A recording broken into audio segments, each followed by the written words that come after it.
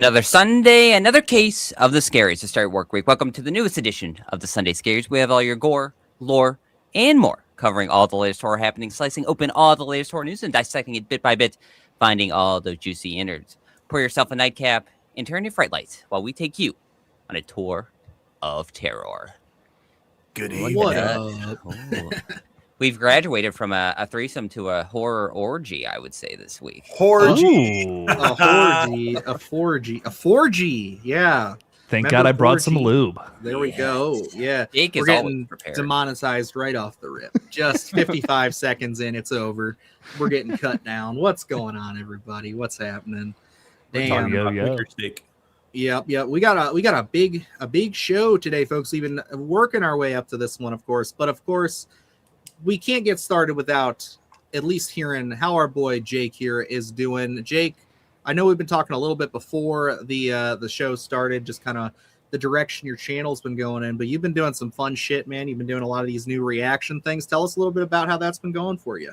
Oh my God, it's so much fun. I'm having a blast doing a ton of reaction videos right now to the Scream franchise. I'm finishing it up this week with Screams 5 and 6. And if you know, shameless plug, but if you haven't seen those videos, check them out. They're pretty cool. So I'm loving that. I'm trying to do more reaction videos in the future, man. You know, that's what's up.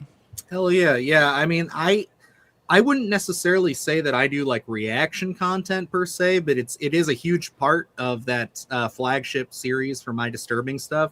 And like a lot of people love it. And I have been told recently that people think that I should do another channel or just another series where it's just all reactions to all kinds of different stuff. So I don't know. It's a lot of fun. I do feel like if you repurpose it like the way you're doing it, I think that's the best way to do it, is when it's not just that, but you learn to make something around it. Because like straight reaction content has never really been my thing, but I don't know. I guess it's if you can make it your own and you can have fun with it, I think that's the equal medium you got to find. So I'm also making like their reviews too. You know what I mean? I think that's a big thing about it. Like there's funny moments, we're having silly times reacting to like some big parts of movies, but then I can also get into like some analytical film stuff. So it's a little back and forth of fun. And then here's this like critical analysis of something that happens.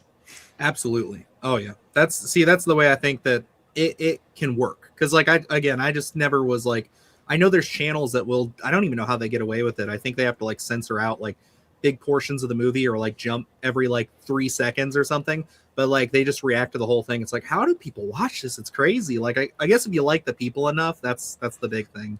Because yeah, for me it just drives me crazy to hear all the audio chopped up, especially if it's something I know really well. It's rough. Yeah. But anyway, gentlemen, Lucas, Adrian, how we doing, boys? How was your week? Phenomenal. Very good. I will not elaborate any further than that. Okay. Yeah. All right. No, yeah. I mean, same week, different energy though.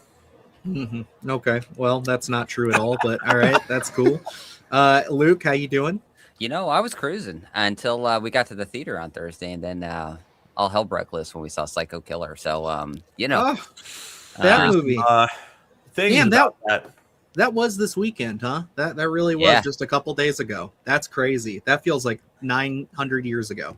I don't do that very often. Like I went in, I think I erased the footage right after it was finished uploading and got the green light.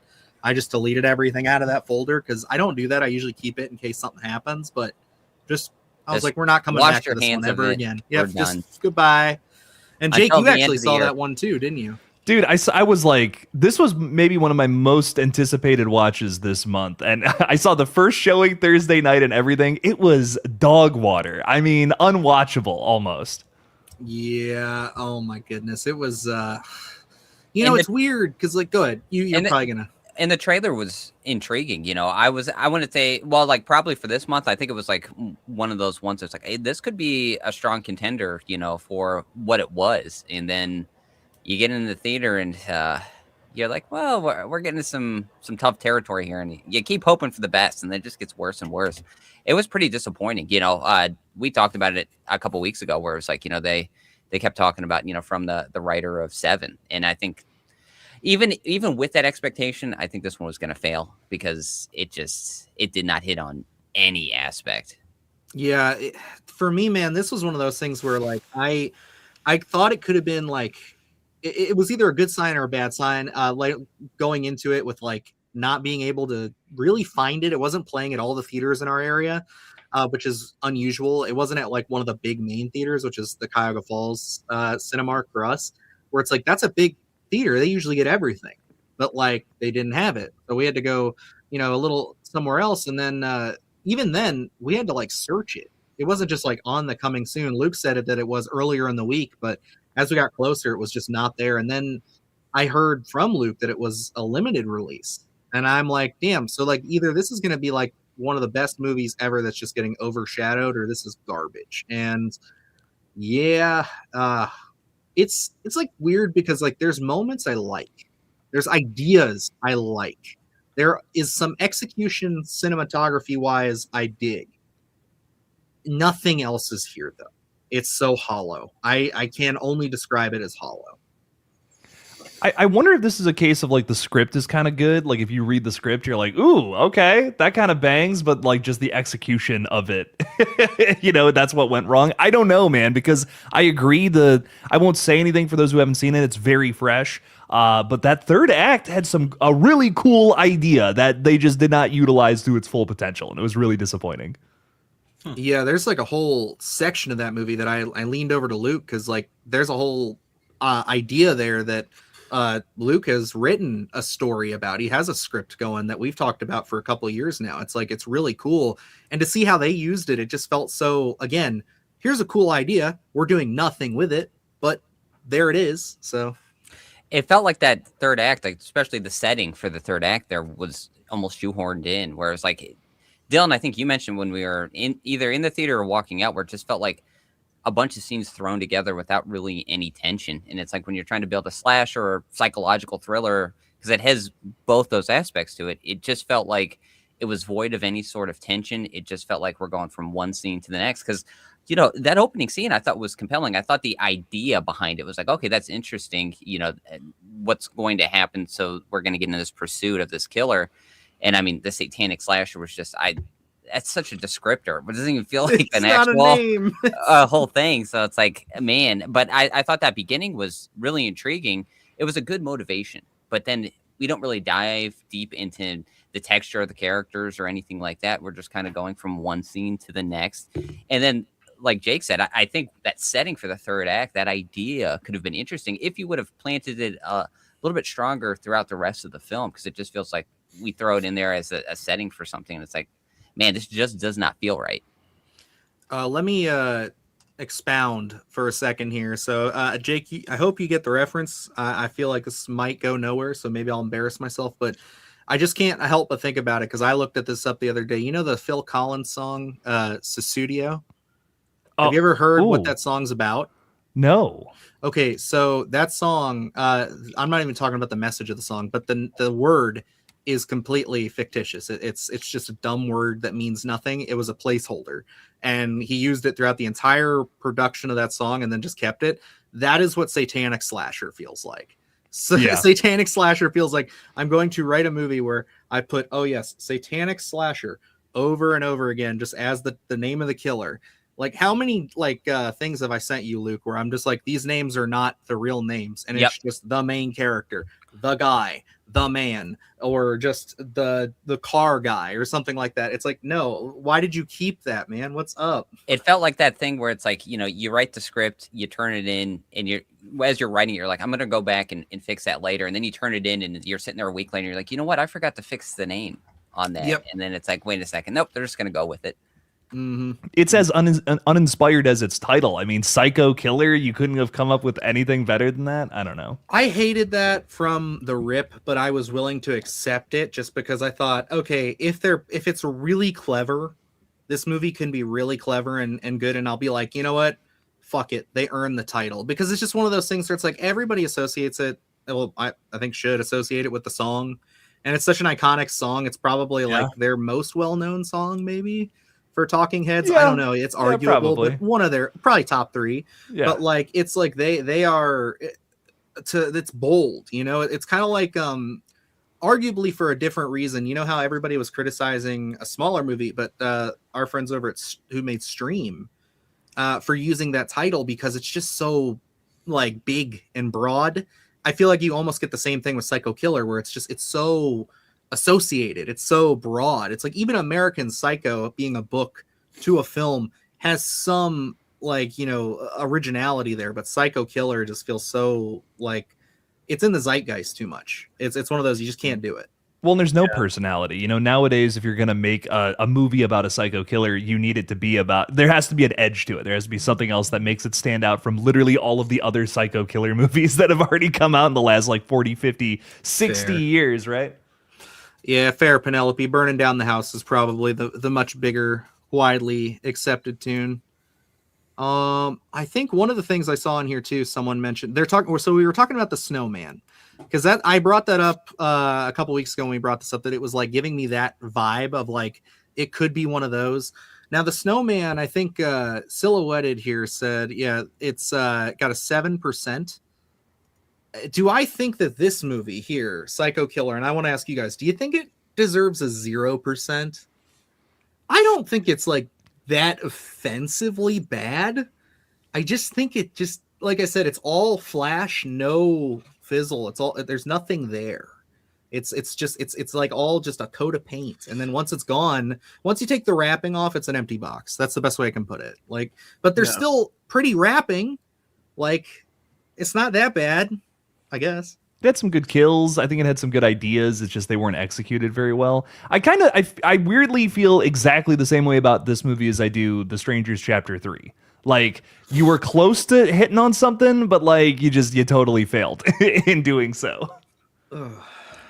And I'll be honest, like I'm not sure exactly how like they get the score for Rotten Tomatoes. Is it like it has to have so many stars before it garners like even a certain percentile? Because like I know there are ratings out there. I think at last time I looked, it was like 30 some critic ratings, because it does have an audience score of, I think it's in the 30s at this point. But it's like where Dylan and I talked about it, and it was like, you know, there's some interest, you know, in terms of the visuals, things like that.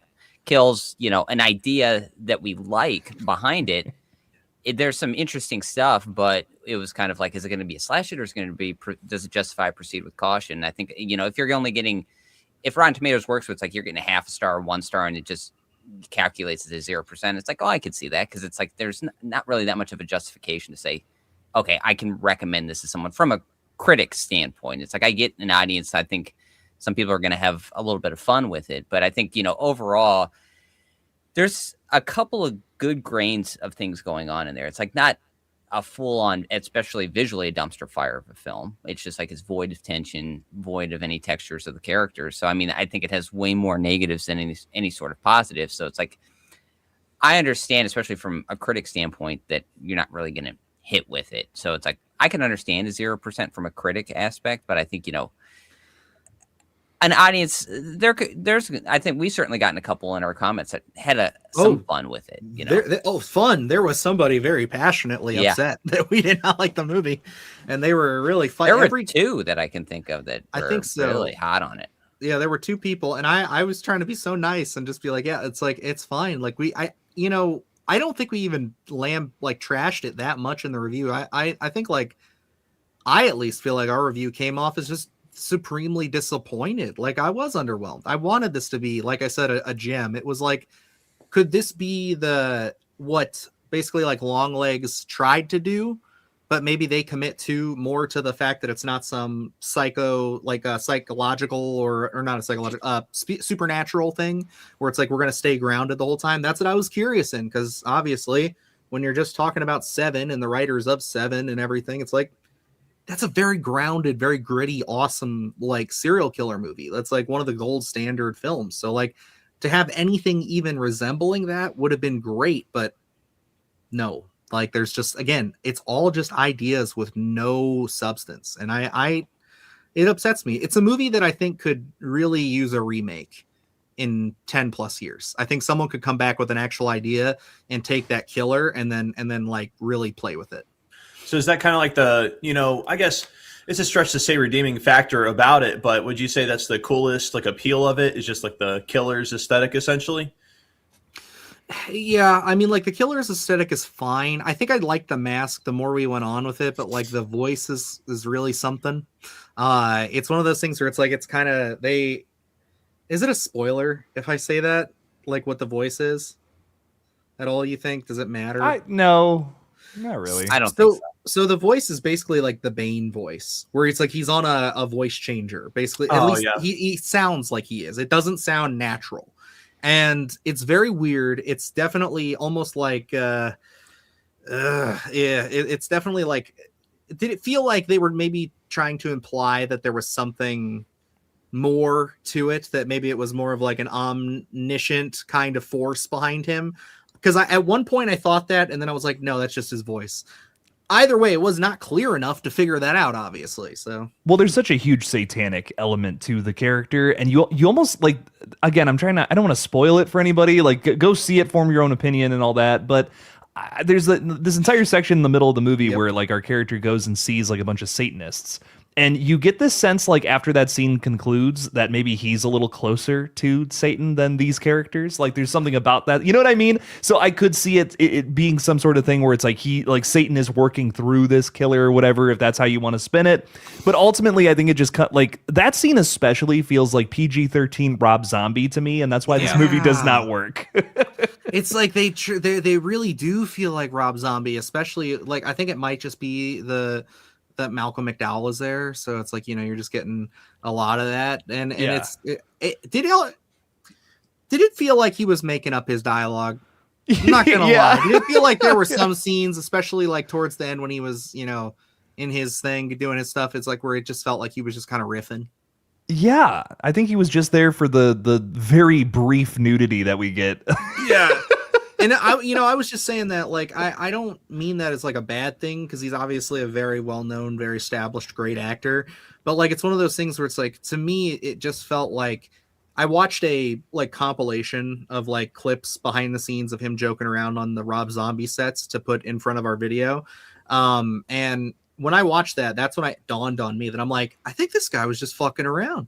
I really think he was just saying whatever he wanted, because like he's going on little rants and tangents with other actors while they're putting scenes together and stuff, just like having fun. And it's like, dude, I think this is just him just riffing. Like, that's great. Like that's even better.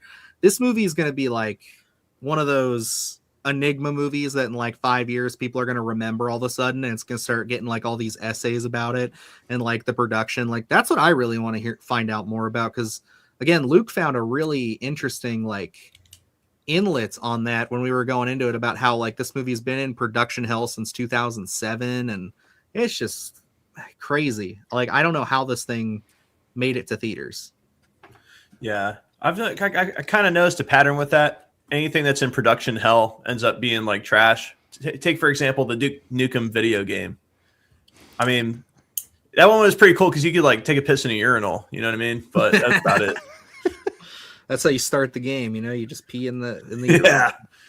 Absolutely. But yeah, that was this week. I mean, we're going to be spending that was last week. This upcoming week, we're going to be spending a whole lot of time talking about this release. So before we do that, I figure, why don't we jump into some news? We only have a couple of stories, and I know Jake's gladly. I really appreciate it, sir. Thank you for coming on and talking Scream with us. I know you're completely inundated over on your channel with Scream stuff 24/7. So I know we're usually a reprieve from the Scream discussion, but I'm unfortunately, when you're the Scream guy and we're not Scream people, we got to get the Scream guy. You know what I mean? You made a Scream movie after all. So I did. I went that far. So I love it. I really do enjoy that movie. I like wholeheartedly, no bullshit. I watch the scene where you do the American Psycho stuff, and I genuinely love it. Like, it is one of those things where it's like you got the fucking tone perfect. Like, I genuinely I tell these guys to watch it all the time. It's like, it is great. Thank you, man. I really appreciate that. That means a lot. Hey, what's up, Raya? Welcome. What's going on? We miss you too, bud. Welcome back. What's going on? Hey, what's happening? Yeah, why don't we hop into some news there, Luke? What's the first story we got up on the topic here on the dash? We'll start off strong because, of course, we had a big trailer drop this week. We got a closer look at Lee Cronin's The Mummy this week as the trailer dropped online. Cronin recently said this is a very different kind of mummy movie. As the director stated, this film is more akin to a mashup of Poltergeist and Seven through his lens. From this trailer, it looks like the Evil Dead Rise director wasn't joking as we get to see this morbid undead story wrapped in what looks like a lot of mystery with a lot of questions to answer. With some negative buzz surrounding this film, but now we're seeing a little bit more than just a teaser. Guys, how are we feeling about Lee Cronin's The Mummy? Well, actually, I'll let Jake start us off here. You go ahead with it because I have not heard your opinion on this one just yet. I don't think we've even talked about it. Well, I'm actually scared to talk about it because I was so hyped for Psycho Killer because that one was kind of like no one really knew what that thing was gonna be, and I'm like, you know what, this is gonna bang, secret hit, and I'm feeling the same way about The Mummy, and I hope that's not. I hope that doesn't lead to the same conclusion. I really feel like the negative press around this one is I think Lee Cronin just pissed in the wrong guy's Cheerios or something. This movie looks amazing. I'm really excited for it. So far, this guy has not let me down yet. Evil Dead Rise absolutely rocked, but even his feature before that, The Hole in the Ground, I'm a pretty big fan of. So for me, I think he's about to go 3 for 3 with this one. I think the disappointment's going to come from the fact that this is going to feel more like a Sam Raimi Evil Dead style kind of movie rather than a mummy movie. You know what I mean? Like, I think that's where people are going to find the disappointment. But I just want, if it's a good movie, I don't even care if it's not a good mummy movie, that's fine. As long as it's a good movie, I'll take it. But hopefully it's not something similar to Wolfman from last year.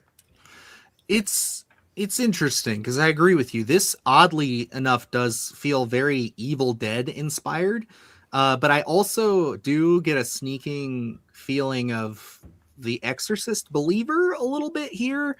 I don't know if it's just kind of like the medical setting for some of it, but once we kind of get into the whole, like them looking through the sarcophagus and everything, like that's when I get more excited about the imagery of that movie. Like it feels like they're giving me just enough to keep me intrigued, and I'm really going to try not to let what could very much just be BS rumors that this movie sucks kind of get in the way of it. I'm just one of those things where I think it's not only the concept of The Mummy not really working a lot recently. Like, we've had a lot of remakes and a lot of follow-ups to the original, no, I guess the Brendan Fraser mummies, I should say, recently that haven't completely taken off. And then, like you said, with the Wolfman not working for everybody, I just feel like I'm almost prepared for this not to connect, but I really hope it does, because it does look really cool. Like, visually, I see it. It's all there. It's very Evil Dead, very, Sam Raimi-esque. I think it could be wild, and that's what I'm hoping for. Yeah, and you got a really good point about it being like having those little aesthetic feeling. It's very like mummy aesthetic. Like, we've hit that from the trailer for sure. But I think people, when it comes to like a horror version of the Mummy, they want something like the old school Universal one, but updated. You know what I mean? This doesn't look to be that. This looks to be like a typical, like something similar to a story that we saw in like Evil Dead Rise. You know what I mean? The children are in danger. Something's wrong with the children, and now they're, this kid or whatever is the antagonist. So it looks like a total reinvention of the Mummy format, and that can go either way. Like for me personally, love Lee Winnell's The Invisible Man. That's a total reinvention that works for me, and might even be my favorite Invisible Man out there. Then you look at the Wolfman. I know you guys were really hot on it, but it just really wasn't my cup of tea. It just didn't work for me personally. And that also, I think we can definitely agree, is a total reinvention. Tries to do something different, tries to turn it into like the Fly body horror transformation kind of vibes. And if this could work, if this is a big swing for the fences, it can work, but it can also be shot down. True. Luke, how you feeling on this one?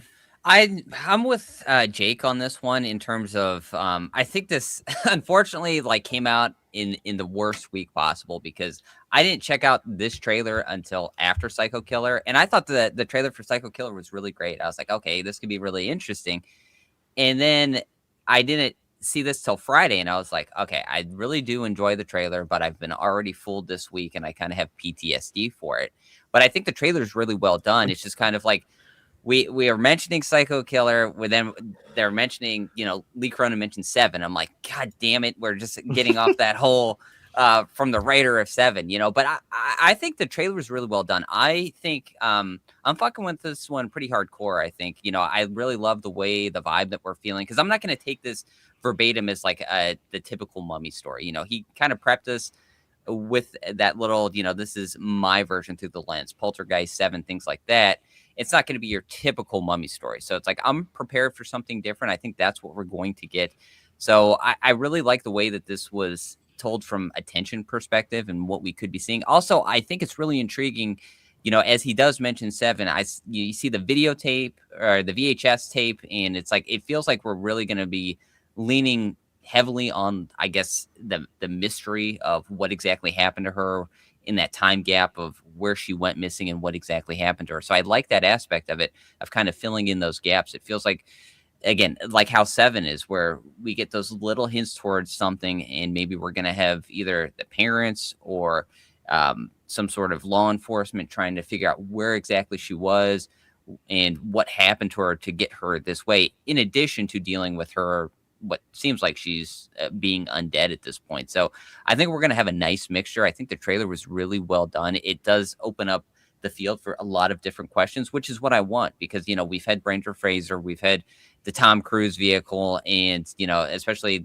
leaving such a sour taste with The Mummy with Tom Cruise. It was like, that just felt so flat. It didn't really feel like we doubled down on any sort of intriguing horror story. It felt way more action. So this one does feel organically horror, and that's what I love about it. So I'm really intrigued by this one. But as we get out of Psycho Killer, I've already been fooled once this year.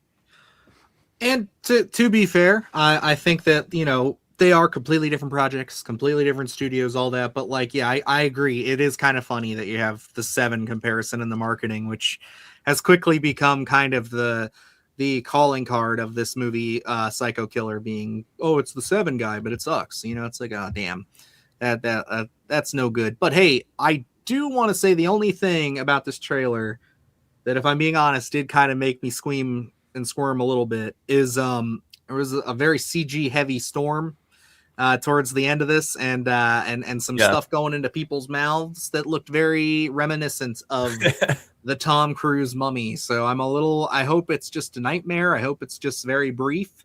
Because again, I was talking some smack about an Exorcist Believer, but the opening sequence there in Haiti was pretty well done. I think that stuff was pretty compelling with the earthquake and everything. So if they could do it, they could do it. But yeah, I hate to sit around and defend Exorcist Believer, but there's some great visuals in that movie, dude. There are. Yeah. And it's like, I think that's very fair. We said that in our review, that the movie, and I think that's something David Gordon Green is always good at. It's like, he's very visually in tune. He's got a nice style to his films, but God, yeah, it's just one of those where I really want to like this. I think I'm just going to go in honestly with really low expectations and just hope to be surprised, because that's never really a bad way to go in. But also, it just kind of sucks to even have to feel that way when I love Universal monsters, but I also just love, I like Lee Cronin a lot. I liked Evil Dead Rise. I want to see him do more stuff, and it sucks to hear that his second outing already has this much negativity. But who knows? Comes out on opening weekend, kicks ass. We all talk about it, blow it up. Everybody likes it. It could be one of those underdog stories where second weekend, we've seen it happen a lot over the last couple months. Second weekends have been huge for certain movies. Like Send Help held out really well in its second weekend, which was a surprise. So, yeah. Mm-hmm. It looks really cool. I've never seen The Mummy before, but just looking at the trailer, even that storm scene at the end looked pretty cool. I'm very compelled by any type of mystery in my plot, and I'm excited to go in blind for this one for sure. Zero expectations, just because I don't know what I'd be walking into. And if it's going to have some Evil Dead influence, then it's definitely welcome for me. I see you got Evil Dead 2013 in the background, my dude. That is awesome. Yeah, dude, my favorite Evil Dead, hands down. Fat amount of nostalgia attached to that too. I'm right there with you, man. That's the best one, baby. I'll never forget when we all went out to the theater to go see that. Yeah, and the trailer looked crazy. The actual movie was, oh yeah, that was good, man. Yeah, not to derail into the Evil Dead convo, but it is one of those where it's like we do talk about it from time to time. Luke and I bring it up constantly with our Terrifier 2 experience. But like, there are certain theatrical experiences that just like send you back, and that's one of them for me too, where it's like Adrian, myself, my dad, like my dad paid for like a bunch of, I think we were all like 15, all of us about to be, no, some of us were 16, Appreciate 15. you, Pops. Because in the States, for those of you who don't know, you have to be 17 to see an R-rated film. So he paid for all of us to go see it. And like, I just remember it was like a whole group of us teenagers, like maybe like 7 or 8 of us, all packed in a theater, just with it was filled to the brim. Everybody was there opening weekend, and that movie was fucking nuts. And it was our buddy Jeffro's very first horror movie. So, Ooh. Yeah, I forgot that that was his first one. I feel like you tell me every time we talk about that, though. probably. I mean, that's a hell of a movie to start out with if you've never seen a horror movie. I mean, like, it's kind of got everything. Certainly. And then what's weird about that, though, and I would feel like it tell me what you guys think of this being seasoned, and I don't even know if I mentioned this to Luke yet. Being seasoned Evil Dead fans, it's kind of odd that he started with that one and then went back and actually loves all of the other ones. He actually really likes 2 and the first one a lot. So it's one of those things where it's like, I think that it's kind of weird because you would think coming from something so serious and so gory and over the top, and then watching like the first Evil Dead or Evil Dead 2 or even Army of Darkness, he's like, what the fuck is this? Because this is crazy. It's bonkers, but seems to work. So I just wanted to know, is that like something you guys worry about when you try to introduce this franchise to people now? I think it's great because there's something for everybody in the Evil Dead franchise. You want a horror comedy? Put on Army of Darkness, one of the best ones to ever do it, dude. And that's the thing. Everything that this franchise tries, I think it succeeds at. There's not even remotely a bad Evil Dead film, in my opinion. All 5 of these fucking bang for totally different reasons. Absolutely. I also do think this is nice to mention because Jake, you did point out his background. Adrian used to have a very blank background. So yes, he is doing it. Yep, as Rob said, he's growing up right in front of us. I love it. Appreciate you guys. We're trying to be like y'all. Yeah, it's one of those where it's like I think it's just one of those movies that it's kind of weird too because I think it was expected by most people that it was really going to be. People thought it was going to suck. You know what I mean? Because it's a remake of the Evil Dead, which people thought you couldn't do, and it was really weird. Like, Luke, do you remember what the anticipation on that one was like at the time? For which one? 2013? Yeah. No, not offhand. I don't remember because honestly, other than myself at that time, I didn't really have anyone that was a really big horror fan. So I know I was certainly intrigued by it because I loved anything Evil Dead at the time. So it's like, anything, especially growing up with Army of Darkness being my introduction into the Evil Dead franchise. And it is such a unique take, especially when you go back and you look at those first 2 films. And it's like, man, we're actually getting a theatrical release for this. And I was excited for that one. I think, I'm with Jake where it's like, I don't think this franchise has a bad installment in any sense. And I think the perfect way that I see Evil Dead is that the lore is so expansive. And it's like, we never really paint ourselves into a corner where it's so versatile, where it's like it works as a comedy. It works as a straight up horror film, as we've seen in a lot of these different installments. It's like you do those perfect mashups where you have those funny elements, but then you also have just straight horror stuff. And it all works with that because I think Sam Raimi was so smart in laying that blueprint where it's like he didn't just say this is a straight up horror film. He always had those elements of comedy in there. So it's like you can really take this any which way you want to. And that's why it's like as we get into these other films, which we're going to talk about, is like it opens up the door for so many different possibilities of what we could be seeing. And it's hard to really pinpoint what direction they're going to go in because they can really go anywhere with it. So I think Evil Dead for me has always been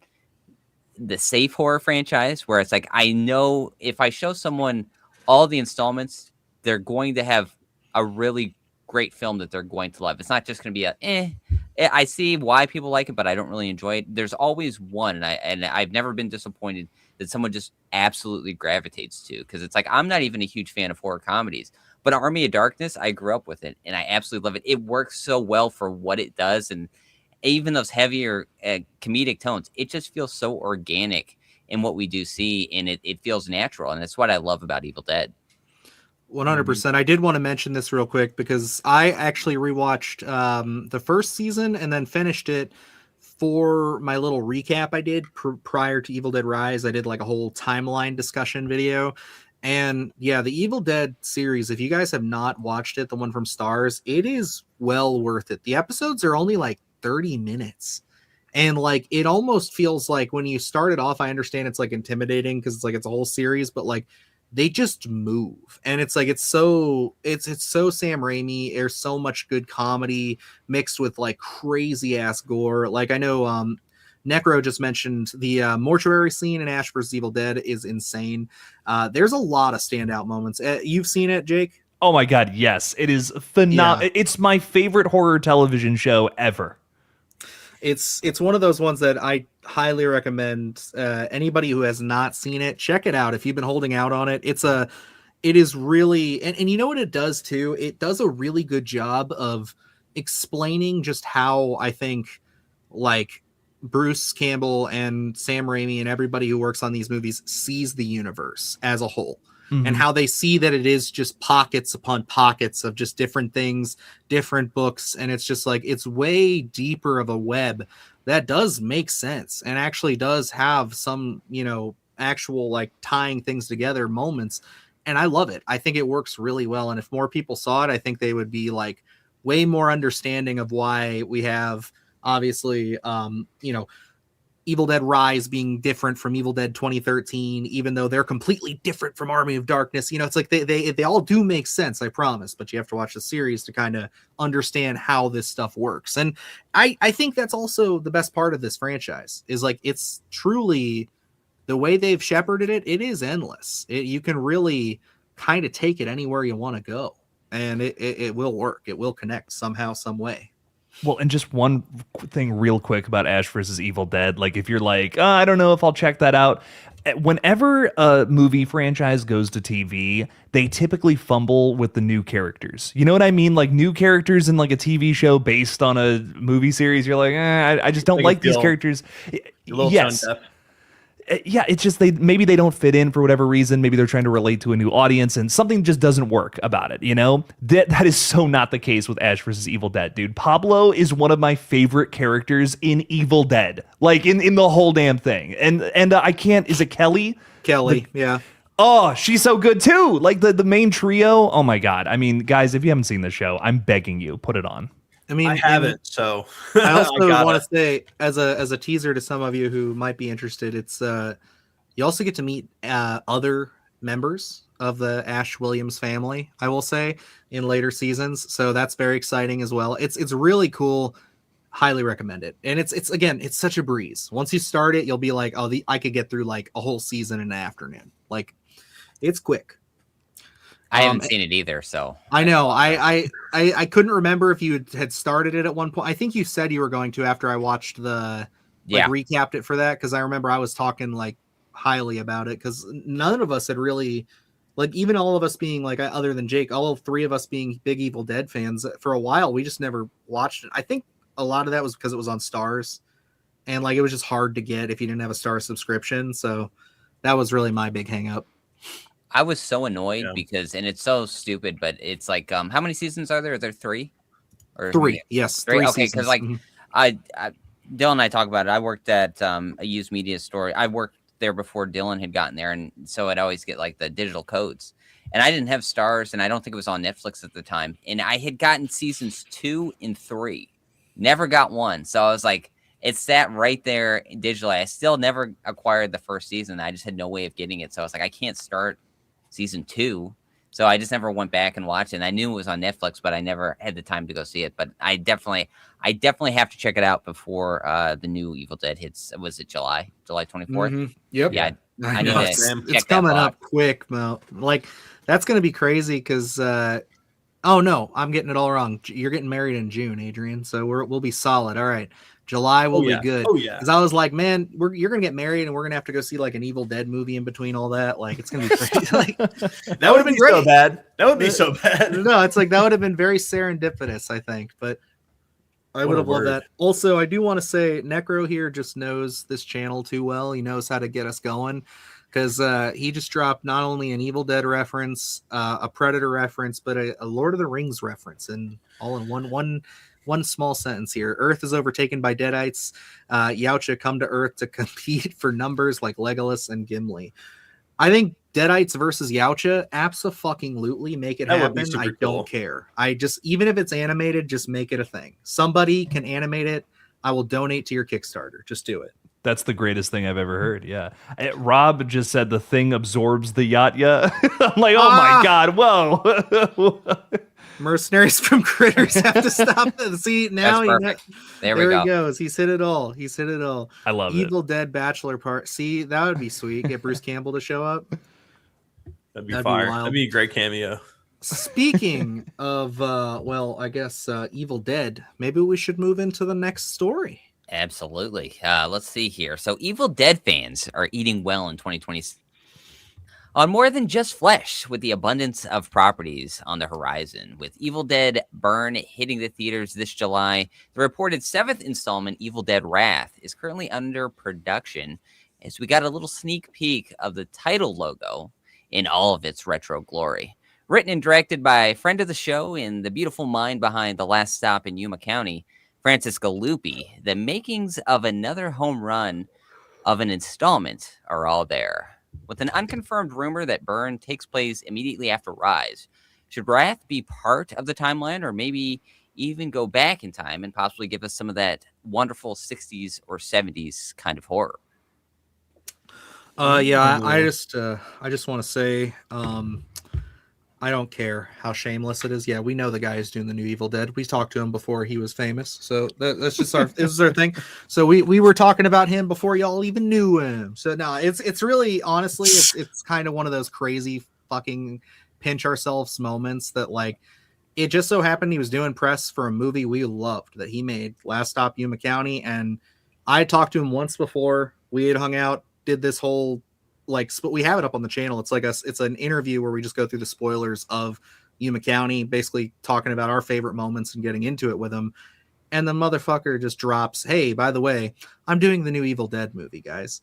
And it was just like, what? And for 2 days we had that in our back pocket, couldn't tell anybody, and we just had to sit there and, like, basically just scroll the online and just wait and hope that they would drop the article, and they finally did. And it was just like, damn. And yeah, I did try to reach out, see if we could do a quick interview, but he's deep in pre-production, and I did not realize, because when I reached out before, it was when they had announced the title. I did not realize they were going to be starting shooting right away. So it's like, that makes total sense now. So, but he did assure me that he will gladly come on and discuss before the film comes out, and then afterwards he will answer all our evil questions. So I'm excited for it. That's so cool. Imagine having just the biggest bomb to drop and just watching people, like, talking about Evil Dead and, like, wondering and all that stuff. Immense power in your hands, gentlemen. That's literally what it felt like, because we had a good time. We talked for, what was that, like 45 minutes, I think. Yeah, I mean, he is so, like, down to earth, and something, like, I love screenwriting, so anytime seeing Last Stop in Yuma County and then watching those characters interact, just sitting at a table and feeling so authentic, and just having them talk seemingly about nothing, but, it just became so interesting. So it's like just being able to get to talk to him about that character work and what his process was interesting enough. And then casually dropping that, hey, I'm going to be doing Evil Dead, but you guys can't mention it until, they drop an official article. I think Dylan and I had actually recorded a reaction to it. Like, I think so we could put it up right at the time of the release of the article. And it was just so exciting, because it was like, man, we already had Sebastian Vinacek coming out for Evil Dead Burn, and then Francis Galuppi following that up is like, man, they're having, like, all-stars in terms of where they're taking the direction of Evil Dead. And it's like, we just talked about it. This doesn't have a bad installment, honestly. And it's like, for the next two, it feels like we're in really good hands with younger talent that are finally getting their chance to really handle a great franchise like this. So that's what is really so exciting about this, is like, what's the next step after these two? Because they are just putting an all-star lineup of the creatives behind this stuff. So it's like Francis Galuppi. If you haven't seen Last Stop in Yuma County, put it on your list because it is so fucking good. It is like from that year, one of the best films I had seen. I was so excited. It would have been on my top 10, but it wasn't horror. So it was like, it was like, probably, I think we said it was our favorite movie overall. 2022 was that? Yeah.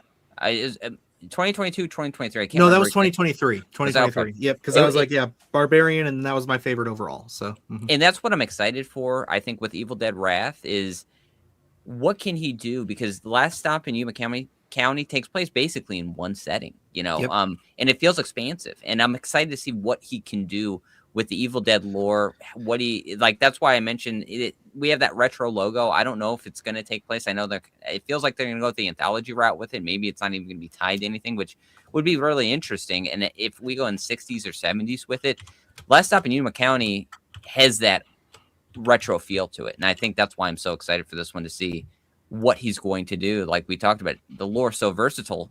You can really lay out your own story, bring in your own characters, and really have a lot of fun with it.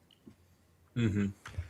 I definitely think the subtitle is going to be some sort of clue as to what kind of story we're getting into, because, Rise kind of had the high-rise building, you know what I mean? And that was like a little more surface level, but Wrath is like Wrath is a strong word. It's not just anger. It is like specifically like I'm getting revenge. I am vengeance upon something or someone.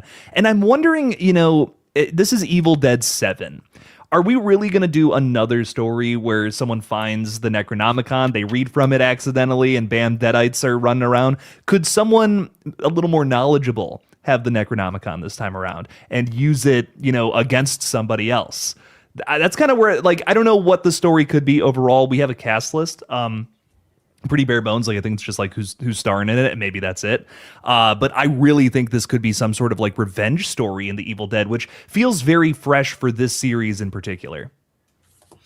It would be really cool to see that, because it's like I think that is a path we have yet to really see taken, other than maybe Army of Darkness, in the sense of having more of a, I guess, utility use for the Necronomicon as opposed to just discovering it or trying to put all the bad shit back. It's like, really, we've never seen somebody just take it for, I guess, nefarious purposes or attempt to, other than the show. And I mean, that's it. But again, that's, I guess, just the benefit of time. You just get more time on TV. So I would love that take, Jake, to be honest. I think it would be so unique in terms of what we've seen already and where we could really take it. And Jake, you've seen Yuma County? No, I haven't, dude. And I'm bummed. So just real quick, I'll say this. I'm planning to, it's going to be part of my rewatch series in the future, very soon here. Okay. All right. Well, in terms of character work with what Francis Galuppi was able to do, I love where they take, I won't mention too much, but where they take the Jim Cummings character, because it's really just the texture of where we get. And I think looking at that character and where we go there and applying it to Evil Dead, and what you're saying with this kind of maybe a revenge story or something like that, it could be really interesting because it compromises so many different things. And it's what does that lore look like? You can add so many additions. And when we talk about expansive, Dylan has his own pitch for Evil Dead. I have my own pitch for Evil Dead. And they're all different. It's you can really do anything. I love where you went with that, where it's it could be a revenge story. That would fit so organically and feel so different from what we've seen from the other films in the franchise, but it would work. It would work really well, and it really just adds more texture to the lore of the Evil Dead franchise. And it's I would love to see something like that. Yeah, almost using it like a Death Note. I have never seen the anime. I have never even seen Adam Wingard's, and I like Adam Wingard because I haven't watched his bad movies yet. So it's one of those things where it's I maybe that I don't remember what he's made totally. I just know he made The Guest and You're Next, and I love both of those. So he gets that. And King Kong, all of them. Yeah. Godzilla. They work too. They're not great, but they are fun. But little teaser this week, Luke and I got to watch something really cool, and we get to talk about it this week, and it involves both King Kong and Godzilla. I think if you know, you know, and it's really cool, and I'm excited. So, ooh, word. I wish I had more excitement for those movies. No, you guys. don't get I'm nothing. so sorry. I'm not giving you nothing. I also want to like those because of who's behind them. They're okay. I don't know. Yeah. I love Godzilla and I love King Kong. I should love these movies. They're all right. Godzilla -1 and -0 that's coming up. Those are that's what I'm here for. See, like my mindset with Godzilla has been for a long time, and I think it just comes from for many, many years, like just growing up, it always was that the American Godzilla movie sucked. I grew up with 98. I loved it. I thought it was great, and I thought it was one of those things where I didn't know that it was a bad movie until I got older, and people were like, hey, this movie actually fucking sucks. And it's like, well, it never will for me. So, you know what? I don't care. I like the Velociraptor Godzilla babies. Sue me. And it's one of those things where having that as the bar really wasn't that hard to get me on board with certain things. Now, I will say it was a little bit of a bait and switch. I feel like the first couple trailers for the first Godzilla pitched it as a very dark movie, and I think we didn't get that. We got more of the family friendly kind of Godzilla, as to where -1, like, and in many ways, I don't think many people talk about this, Shin Godzilla really ushered in bringing back evil Godzilla. And I think that Japan is always going to rule when it comes to this character. It's their character. They always know how to evolve the character best, in my opinion. So, you know, we're always just going to be playing second fiddle. And I think personally, these movies are at their best when they are a show. And we'll talk about it this week. So I could talk about Godzilla for too long. And I know it just drives the chat crazy because nobody likes Godzilla but me and Jake, I guess. And Luke sometimes. But I love Godzilla -1. I think it's fantastic. So yeah, which was his first. That was your first Japanese Godzilla film. Yep, and my first one, and actually I think that came. Yeah, that was my first like theatrical experience. I think with Godzilla as well. Because you didn't see any of the others in theaters? No, not until was it Kong versus Godzilla? That was after, wasn't it? No, that came before. Yeah. Okay, that then. Yeah, so you saw that one, but even then, it's like seeing a proper Godzilla film. Like that's -1. That's -1. Yeah. Okay. I am so happy. Like that was a risk because I didn't know if it was going to be any good. I had heard good things, but it's, you know, I'm a Godzilla fan, so it's not going to be that hard to please me, really. And like walking out of that movie and just seeing, like, being able to say, like, this is what I mean to Luke when I'm just like, this is why I love this franchise and what they can actually fucking do with this character. Because it's like, it's hard to explain to people if you don't have an appreciation for those old movies, like just how dark this character and this concept can get and just how grounded it can be, as to also being kind of wild. It's like, it just works.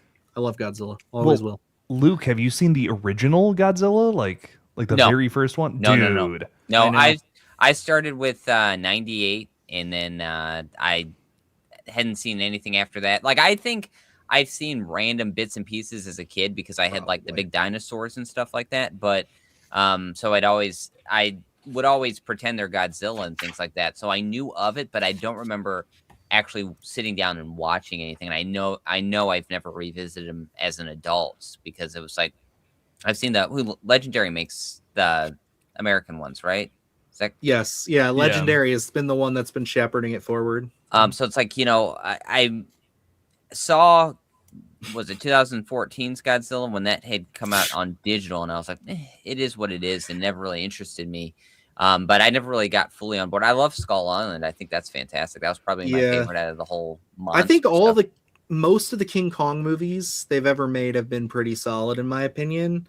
I'm not talking about like King Kong Escapes and all that. Like those are very up and down. But King Kong proper, I think they've all been pretty solid. So, dude, the Peter Jackson one does not get talked about enough. So it's phenomenal. Good. Yeah. Yes. See, Billy said the Jack Black Godzilla was cool.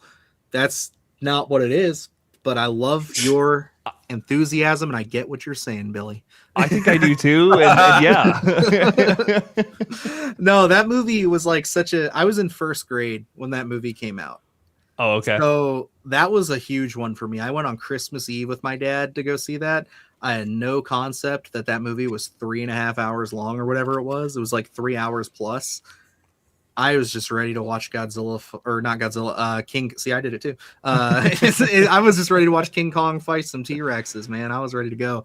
And you know what was also great about that? And I'll never get to talk about it.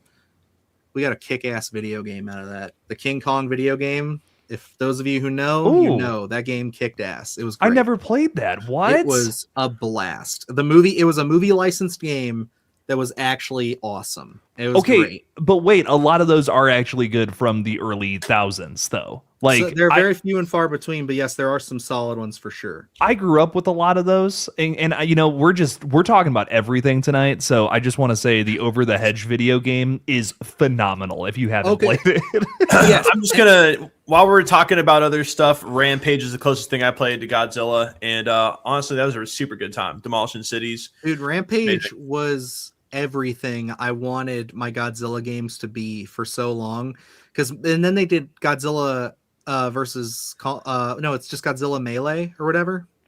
Oh, the fighting one. Monsters. Yeah, it was basically just Rampage, but with Godzilla characters. It was great. Like I played that. That's great. Rampage was the OG. It was the shit though. Yeah, yeah. And you know what? While we're being honest, I liked the movie. I don't care what anybody says. I thought the movie was fun. My niece and nephew loved it. It was their first introduction. It's what made them kaiju fans. I was able to have them be kaiju fans for a while. So the movie's fine. I don't care. Just getting it off my chest tonight, guys. It's been really tough. It's like just trying to like these movies. Anyway, oh yeah, Catherine O'Hara. We didn't get to talk about that. That was was that last week or the week before that she passed away?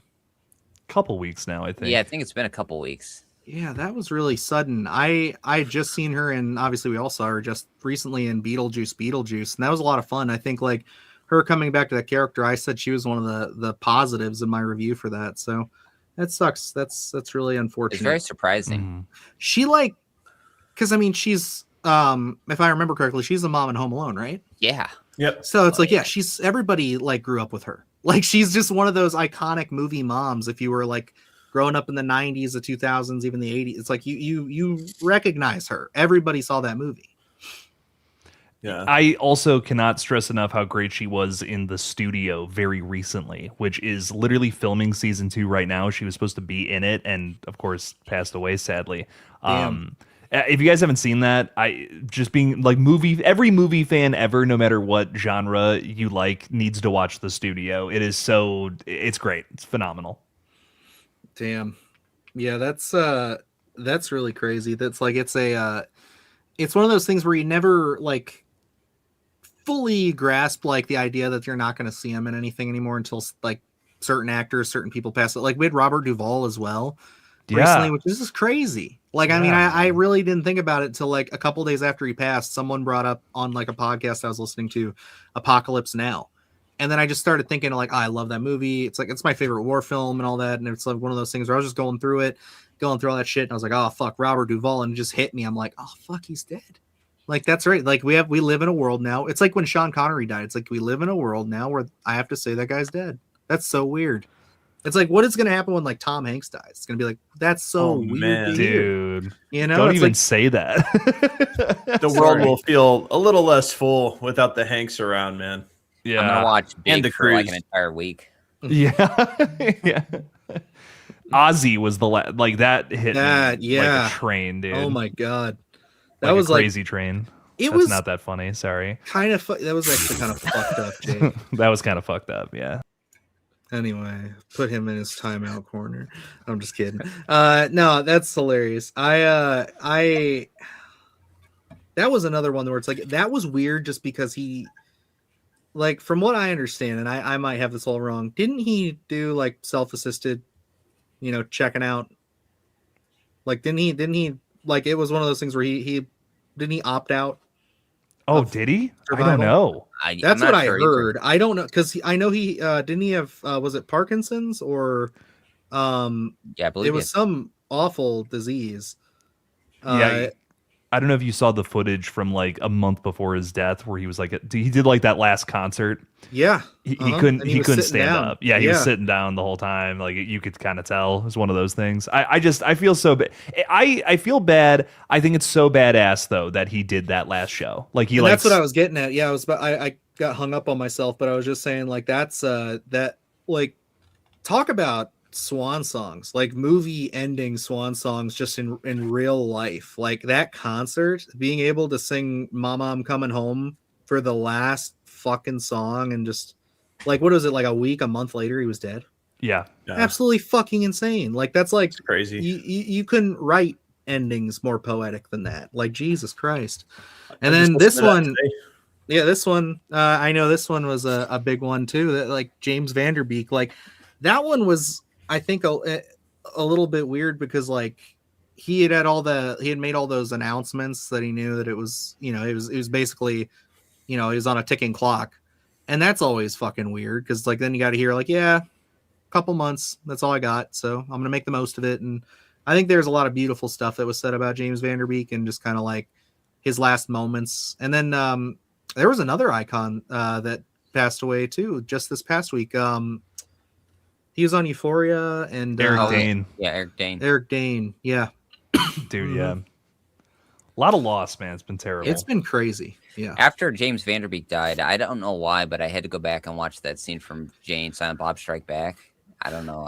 That was like my go-to for that. But yeah, I watched Euphoria, and man, I had known Eric Dane wasn't doing so well, but I still so unexpected. Like it always just catches you off guard with all of these. It's a wild time.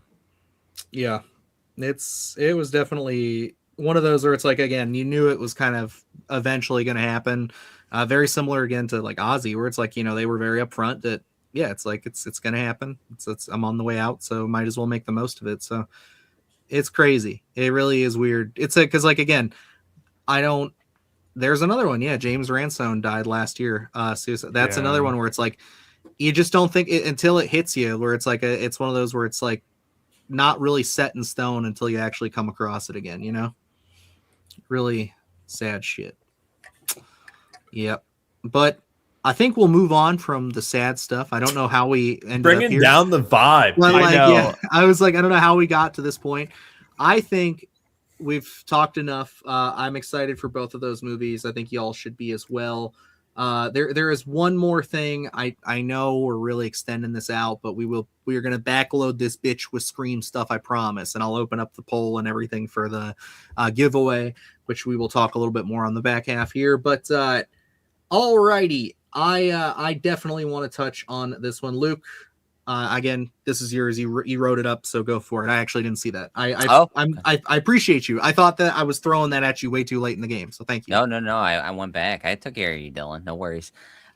Get ready, creature feature fans, because it looks like we're going Yeti hunting when the new film The Yeti hits limited theaters and digital on April 10th, starring Jim Cummings, William Sadler, and Corbin Berenson as a search party who go on an expedition in 1940s Alaska. Things get a little hairy when they realize they are being hunted by an ancient threat when they try to uncover the mystery of many missing people. Leaning on practical effects and some good old gore, could this be the Bigfoot movie we've been missing? God, I hope so, man. This looks fucking awesome. This is a weird one for us because like one of the PR companies that we got looped into, really early on, they some of their stuff goes to our spam, and I just remember like catching it at one point and realizing, oh, we haven't been getting these. And one of those first ones that I pulled out of there when I realized what was going on was for this movie, and it was like 2 years ago or something, wasn't it, Luke? Yeah, it's been a minute because I thought we saw. Didn't we see like is it a picture or something? I can't remember exactly what it was. I just remember the guy with the face, like a mask or something like that. Yeah.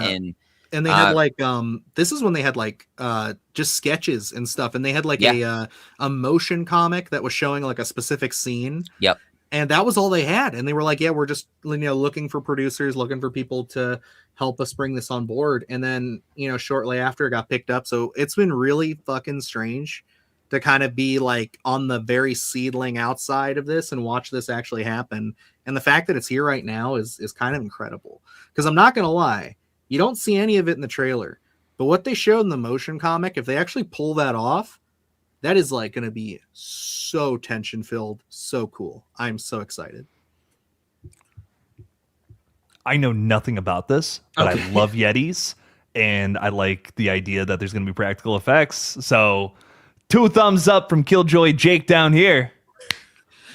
Yes, it seems like a good time because it's like Jake watched the trailer because it's got it's fun like comedic tone whenever you get a chance, just because it's like we have all these characters segmented by like I think Jim Cummings is called Radio or something like that, where it's like they're all segmented by like almost like they're exaggerated characters, you know, because they're all on this hunting party. They're gonna go take on this Yeti, and it's really fun because it's got this old timey aesthetic to it, and it really leads into that. But then also it has some really good, interesting, what feels like some tension with some of the scenes and what they're doing with the Yeti there. So I think it could be fun. I like the setting as well.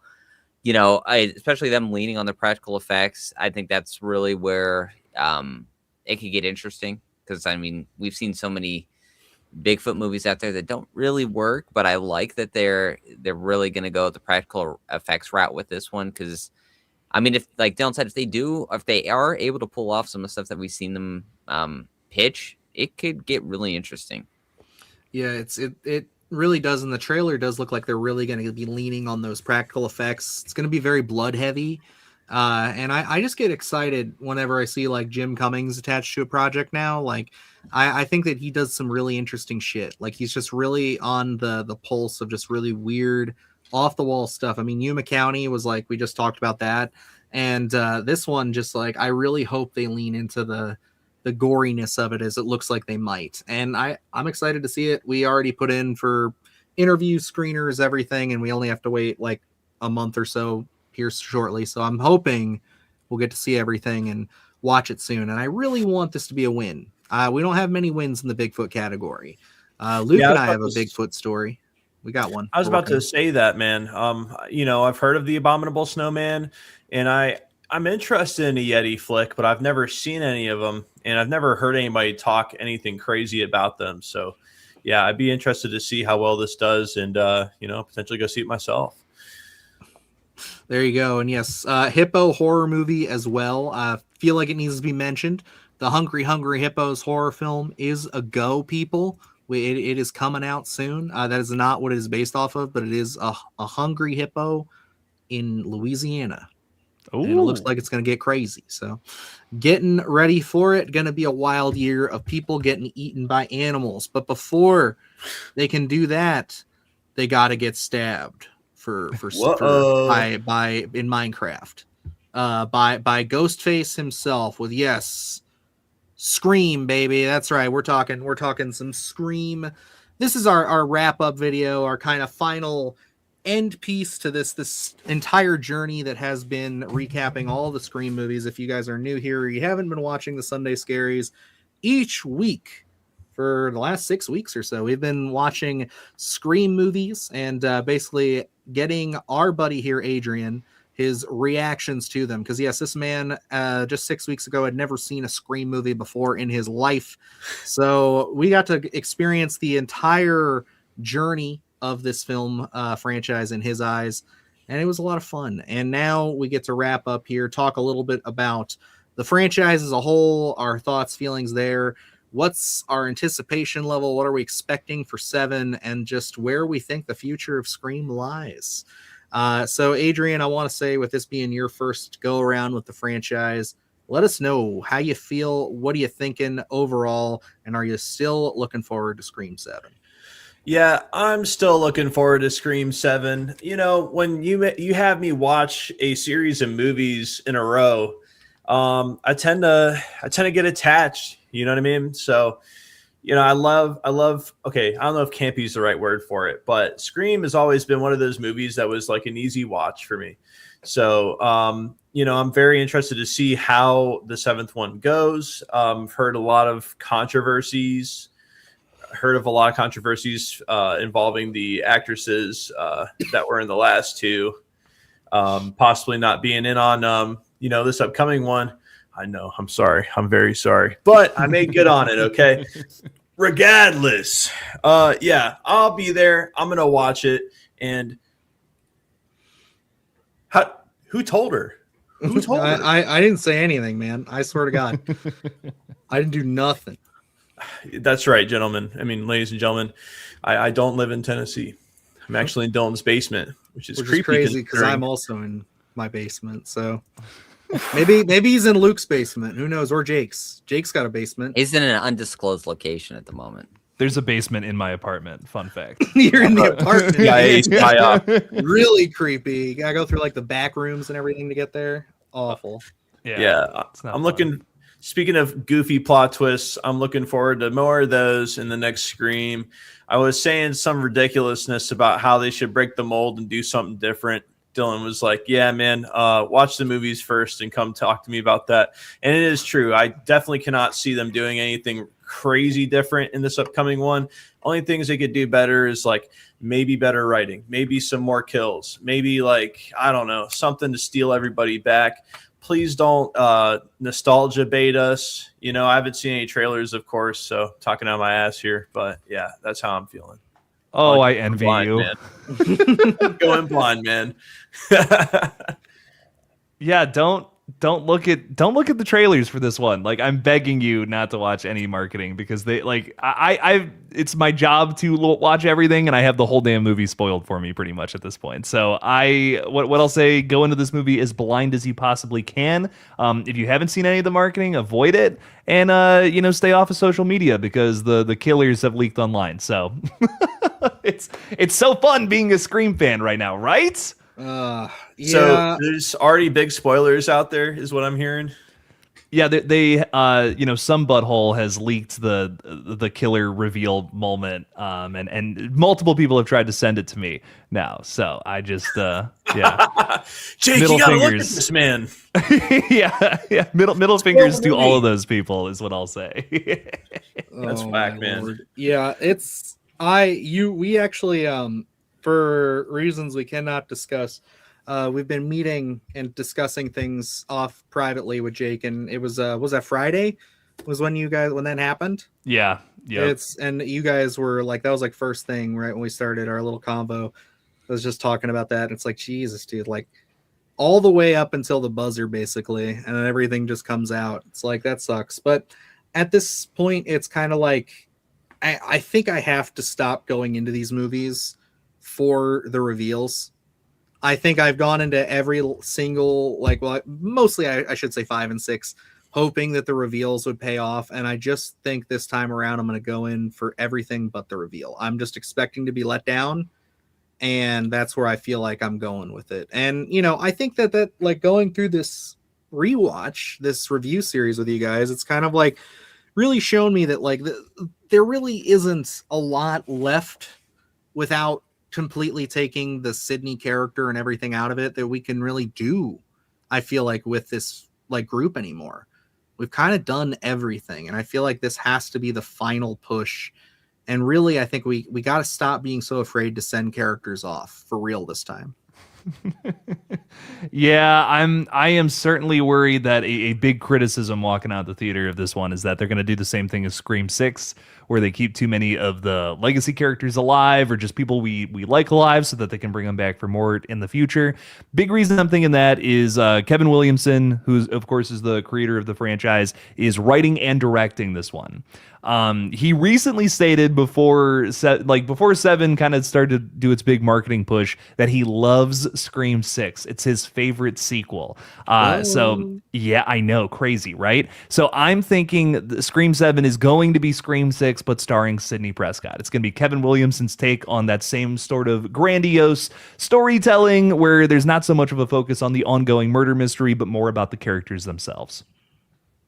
Yeah, I mean, okay, I guess like that's I don't like necessarily hate that direction, but again, it's just kind of like we need to, if we're ever going to do anything more with this, I do desperately think we need to get away from our core characters here. How do you feel about that, being so inundated with Scream? I think that we're going to get to a point where if we just keep doing this, we're going to hate Sidney Prescott, and that would bum me out, dude. Like as of right now, like a reason I'm so drawn to Scream is because I think she's one of the best final girls of all time. But then you go and look at like the new Halloween trilogy, dude. I am so okay if I never see another Jamie Lee Curtis, Laurie Strode performance. And I hate to say, dude, I hate to say that because another great character that I think they brought back successfully so many different times before, but because of Halloween Ends and her being so out of character, her playing this version of herself that is literally just, it's Jamie Lee Curtis. Like she's not playing a character anymore. She's just like, I want to do this in the scene, and she does that. That's what that whole movie is to me. I'm worried that we're going to start to get to that point with Neve Campbell in Scream, and this might be that first movie where we're starting to feel that way. We're getting away from what made the character so great in previous entries, and it's just kind of it's the Neve Campbell show, and there's nothing wrong with that. I love Neve Campbell, that's awesome, but it's like, dude, if we're not focusing on a murder mystery or like meta commentary on horror flicks in general in a Scream movie, what are we doing, guys? Yeah, I think there's very few directions you can go with the kind of the place we've cornered ourselves with this franchise. Luke, I think with this rewatch, with 7 on the horizon, how are you feeling about Scream, brother? I know you and I came into this rewatch series very much just kind of. I think would it be like wrong of me to say kind of just, you know, we're playing the long game here, you know, we're doing what we got to do. We weren't really sitting here thinking, okay, Scream 7's going to be the one to win us over. We're ready to be surprised, but I don't think we're very confident going into this. Yeah, I think where I'm at, like the words that have haunted me since I went into Scream 5, and I remember saying this, Scream has never disappointed me, so how bad can it be? And I remember walking out of Scream 5 and be like, okay, well, you made me eat those words. And I think, you know, on this rewatch here, not really being still really having an issue with Scream 5. At Scream 6, I think there's a lot of interesting elements, and I do like a lot of that film, and then it just kind of falters. Going into Scream 7, I got to be honest, I have no expectation. I'm going in just like, okay, I'm expecting to be disappointed, really, is where I'm at more so, not something that's going to be very compelling. I know everyone wants to have Stu back. I know that was a narrative, I think, even going into Scream 5, about let's bring Stu back. And I was never in that camp of we need to have that returning character. I never really felt that it was going to be organic. And I know they've teased it now, and then we kind of get at the casting of a bunch of other characters from previous films, and that's even more alarming in terms of maybe what we're going to get. So I don't think this is really going to pay off for a lot of anticipation that I think a lot of fans have. And, you know, even when we had seen Sydney pop up, and it was at Scream 5 when Dewey says, you have a gun, and she says, I'm Sidney Prescott, of course I have a gun. It's kind of eye-rolling to me. I was like, I don't know about that line, you know? So it's like, I think having such a big love for Scream 4, it was such a perfect kind of send-off, I think, in terms of where we were with that character, and growing up with the original Scream, which is just completely iconic, and 2 and 3 being a lot of fun, because I think 2 is really great. 3 is kind of more nostalgia for me, but Scream 5 and Scream 6, it just never really hit. And I think that's where I'm going in with Scream 7's not going to do it for me. I don't think it's really going to pay off. And I mean, hey, I could be surprised and they can pull off something really great, but I don't think it's going to pan out in the expectation of where a lot of people are going to see it, because especially looking at Scream 6 and bringing recurring characters back, I was like, there's a lot of great stories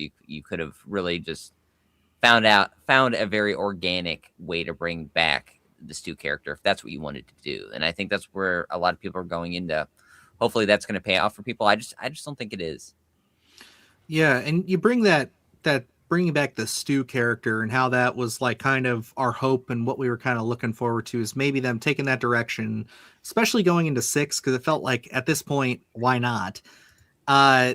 There was a gentleman here earlier, they brought up a question. Do you think Stu is like a mastermind, or do you think he's an idiot? Because in my mind, maybe the reason why he did some of the jokes as the killer was because, and then basically what I'm getting at here, or what I think because he went on to post a couple more times, is do we think that there's going to be any weight after what had transpired in Scream 6, if they were to go, and I know Jake kind of, I think, knows how this goes, if they're going to go back to do the whole Stu's coming back route, have we completely missed the boat entirely, or do you think there's a chance they could use that to maybe get us all back on board for maybe one more follow-up film to finally bring that all to an end? Or do you think Scream 5 and or 6 was the time to do it? Now I'm going to pose that to Luke first, and then I'll go around here.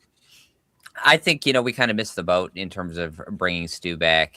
I think, especially going into specifically Scream 6, where it's like, I remember sitting in the theater saying this would have been the perfect route to go in, and I think the biggest miss was because I think what we had Scream 5 and Scream 6 wasn't necessarily green lit right coming in. There wasn't really a path there, I don't think. Is that correct? No, it was a one and done from what I understand. And I think that was probably the biggest misstep in terms of what we got, where it was like they were kind of just doing, Scream 5 and then we got Scream 6. And it was like, I think you really needed that arc to kind of, it would have been really interesting to see Ghostface get away in Scream 5 and not really having unveiling and not really knowing what is going into Scream 6 and what that's going to look like. I think to bring Stu back, you really need to have a lot of moving parts to make that story pay off and make it not feel like you can't do installment, and then try to fit him in. I think you should have really had a big buildup to the Stu character if that's what you were going to do. But I don't know necessarily if there was ever a clear path there. I think Scream 6, there was a good opening that you could have did, but I really feel like they missed it.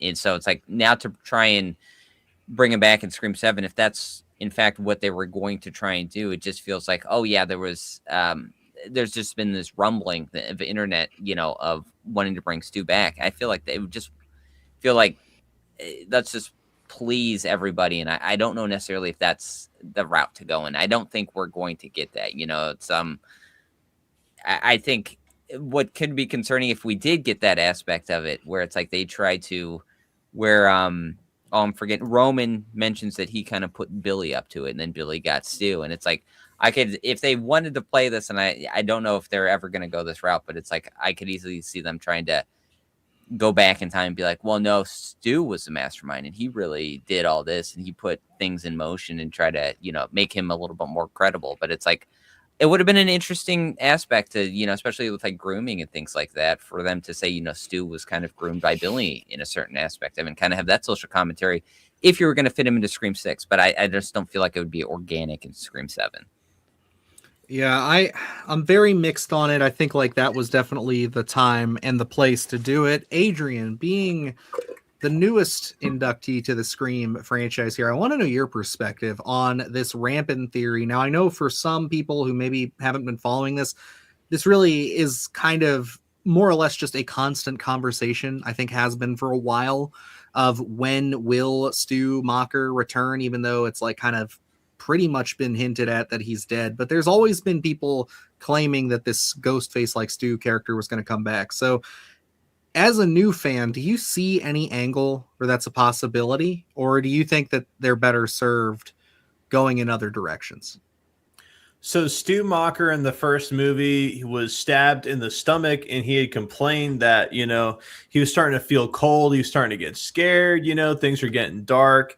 He lasted a little longer than maybe he feared, though, ultimately to get a TV knocked onto his head, and they played electrocuting sounds. I mean, I don't know. If you threw a box TV over my head, I don't think I would get electrocuted. You know what I'm saying? What am I saying here? So the entire series has been acting like this guy's been dead the whole time. I mean, they're saying that, he was killed, but obviously this is a series also known for its plot twists. So if they did bring back Stu Macher, I would be very pleased to see it, but if it's one of those things where the writers, the creators, all the people in the production for the movie are all kind of feeling like dude's definitely dead, then, it is what it is. That's how I feel about the Stu Macher coming back theory. I really hope that he does. Also, getting killed by a TV, man, I don't know. That's kind of a stretch unless it was thrown at like a crazy speed.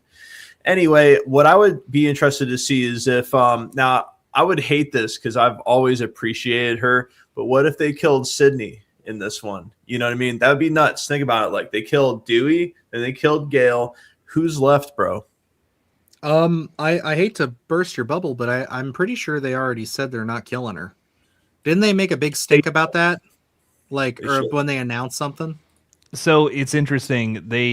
Nev Campbell has said this multiple times within like the last like 10, 15 years, like pretty much since like Scream 4 came out, that like she's specifically said she would never sign on to a Scream movie if they were going to kill the character.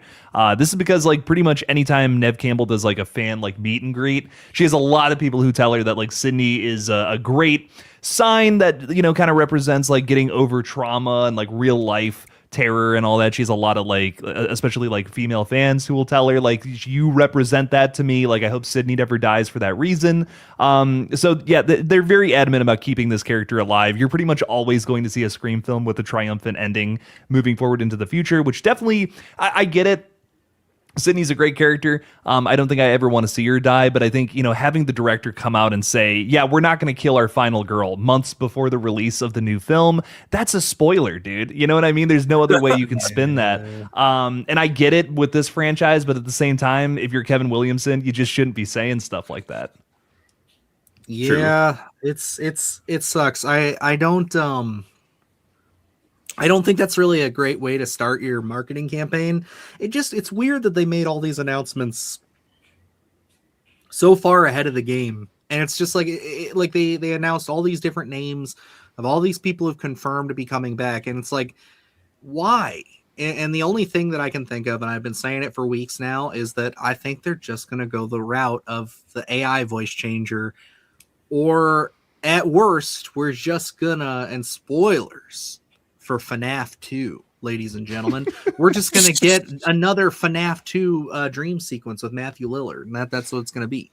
Am I far off, Jake? Is that what you're thinking, Luke? Am I far off here, gentlemen? Just tell me, boys.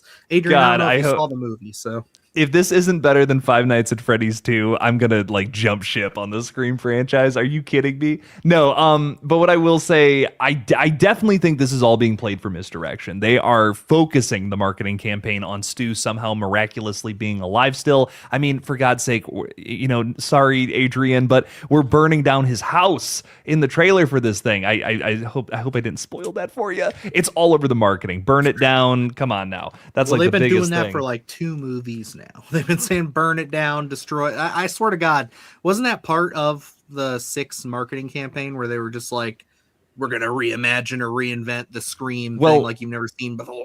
Well, Ghostface was saying, I'm something different, and then ends up being exactly the same kind of killer as like the original sequel, which is crazy. What it was. Isn't it in this trailer too? They say I'm something different, or I'm different, or I'm unacceptable. It's something like that. Yeah, it's yeah. They do the same thing every new movie. It's crazy to me, man. It's like, I think like the ability to have, and I think this just shows why certain characters, certain slashers too, can live on and some can't. It's almost like you have 2 opposite ends of a spectrum here, where you have Freddy Krueger on one side, who is so synonymous with his actor that it's damn near impossible to even consider another person doing it for certain fans.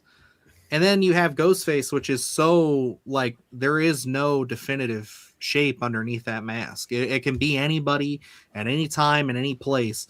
And the fact that they choose to just only keep coming back to this core group over and over again and don't even set us up. I mean, genuinely, and this is why I wanted to discuss this a little bit, because we've kind of been staying away from all the Scream drama. I think we all know for a fact that this was not the natural progression of where things were going to go. Originally, we were going to finish up this trilogy, I assume, with Jenna Ortega and everybody. It was probably going to be very underwhelming. But like this whole hodgepodge of universes and things, like, Jake, can you maybe, without spoiling anything, shed a little bit of light on how exactly 7 follows up 6? Do you have any inkling or any way of how this is working? Yeah, I can kind of give you a little bit of the insight on what was going to happen and how some of that I think is going to translate into this new version of it. So, you know, depending on which Scream fan you ask, some people are going to tell you, well, no, there was never supposed to be another Core 4 movie. But that's a bunch of bullshit. I don't know what else to tell you. Some people like to bring up the fact that Melissa Barrera said in an interview that she was never like actually signed. She never signed a contract for 3 movies or anything along those lines. They were like, okay, 5 was the success. Let's do 6, you know, and then 6 was also a big success. And then they were getting going on a core 4 script for, you know, another movie. And then everything happened with Melissa Barrera, sadly. Jenna Ortega exited the project shortly after, and Christopher Landon actually received death threats. Like Scream fans saying, like, I can't believe you're a part of this project when you let all these things happen, thinking that the director is in charge of those things when he's not. Real quick, and exited the series. Can we mention that real quick? Because I know I completely forgot that until you just brought it up. Christopher Landon, Happy Death Day 1 and 2. What was that other one? Freaky? Yeah. Very popular modern slasher movies, I would say, that like people seem to like. They have obviously a sequel. He was attached to this franchise. He was going to do this movie. And I that is so crazy to me that we're so far removed at this point that that's where we were. It's wild to think. Dude, it's a tragedy, man. He's to me, if there's any new not upcoming, but any like younger, fresh director that needs to do a Scream movie, it is Christopher Landon. Not that I have anything against Kevin Williamson. It's just he's only ever directed one other movie before. Christopher Landon has that experience. It's different than writing. You know what I mean? Directing is bringing a script to life. Writing is, well, laying out the groundwork for a feature film. You know, it's just two different ways to create. It's two totally different aspects of being creative, and who knows how that's going to translate with Kevin Williamson. I'm sure he has a better shot than Joe Schmo, of course, but I just know Christopher Landon would have directed an excellent Scream movie. So it's just all around, it's a tragedy, everything that happened with this flick. But what ended up happening is the same writer, Guy Busick, James Vanderbilt, oddly enough, who also wrote Screams 5 and 6, is not technically credited as a writer. He has a story by credit. So I think what happened there, especially with that little inkling, I think there's some elements of that original Scream 7 script that have leaked their way into this new Sydney story. But ultimately, at the end of the day, I think it is going to be a completely different tale. And the only connective tissue is basically going to be having Gale Weathers bringing the Meeks Martin twins over to Pine Grove, Indiana, where this new flick is set. So I don't really know how it's going to be a continuation, so to say, of 6, but I do think it is going to pick up with the Sidney Prescott story, something that 5 and 6 didn't really do. You know, Sidney was much more like third act backup. Dewey's dead, I'm showing up and I'm going to avenge him kind of vibe. This movie's going to feel more like Screams 1 through 4, where we're actually like showing a new chapter of Sidney Prescott's life. And I think that's going to be the main focus of the film, even though I think you definitely are going to have that AI commentary. Sorry, I'm ranting. No, you're good. You're the expert. You're going to have that you're going to have a little bit of meta commentary for sure, but it's just not going to be the focus in like every single phrasing or dialogue like how it was in Screams 1 through 4. This is going to be like a more grounded slasher like 5 and 6 with a little bit of commentary in the background, bigger focus on the fact that here's Sidney Prescott as a mama bear, basically. Yeah, I'm curious. How do you gentlemen feel about that? Luke, what's your thoughts thinking on all of what we're talking about here?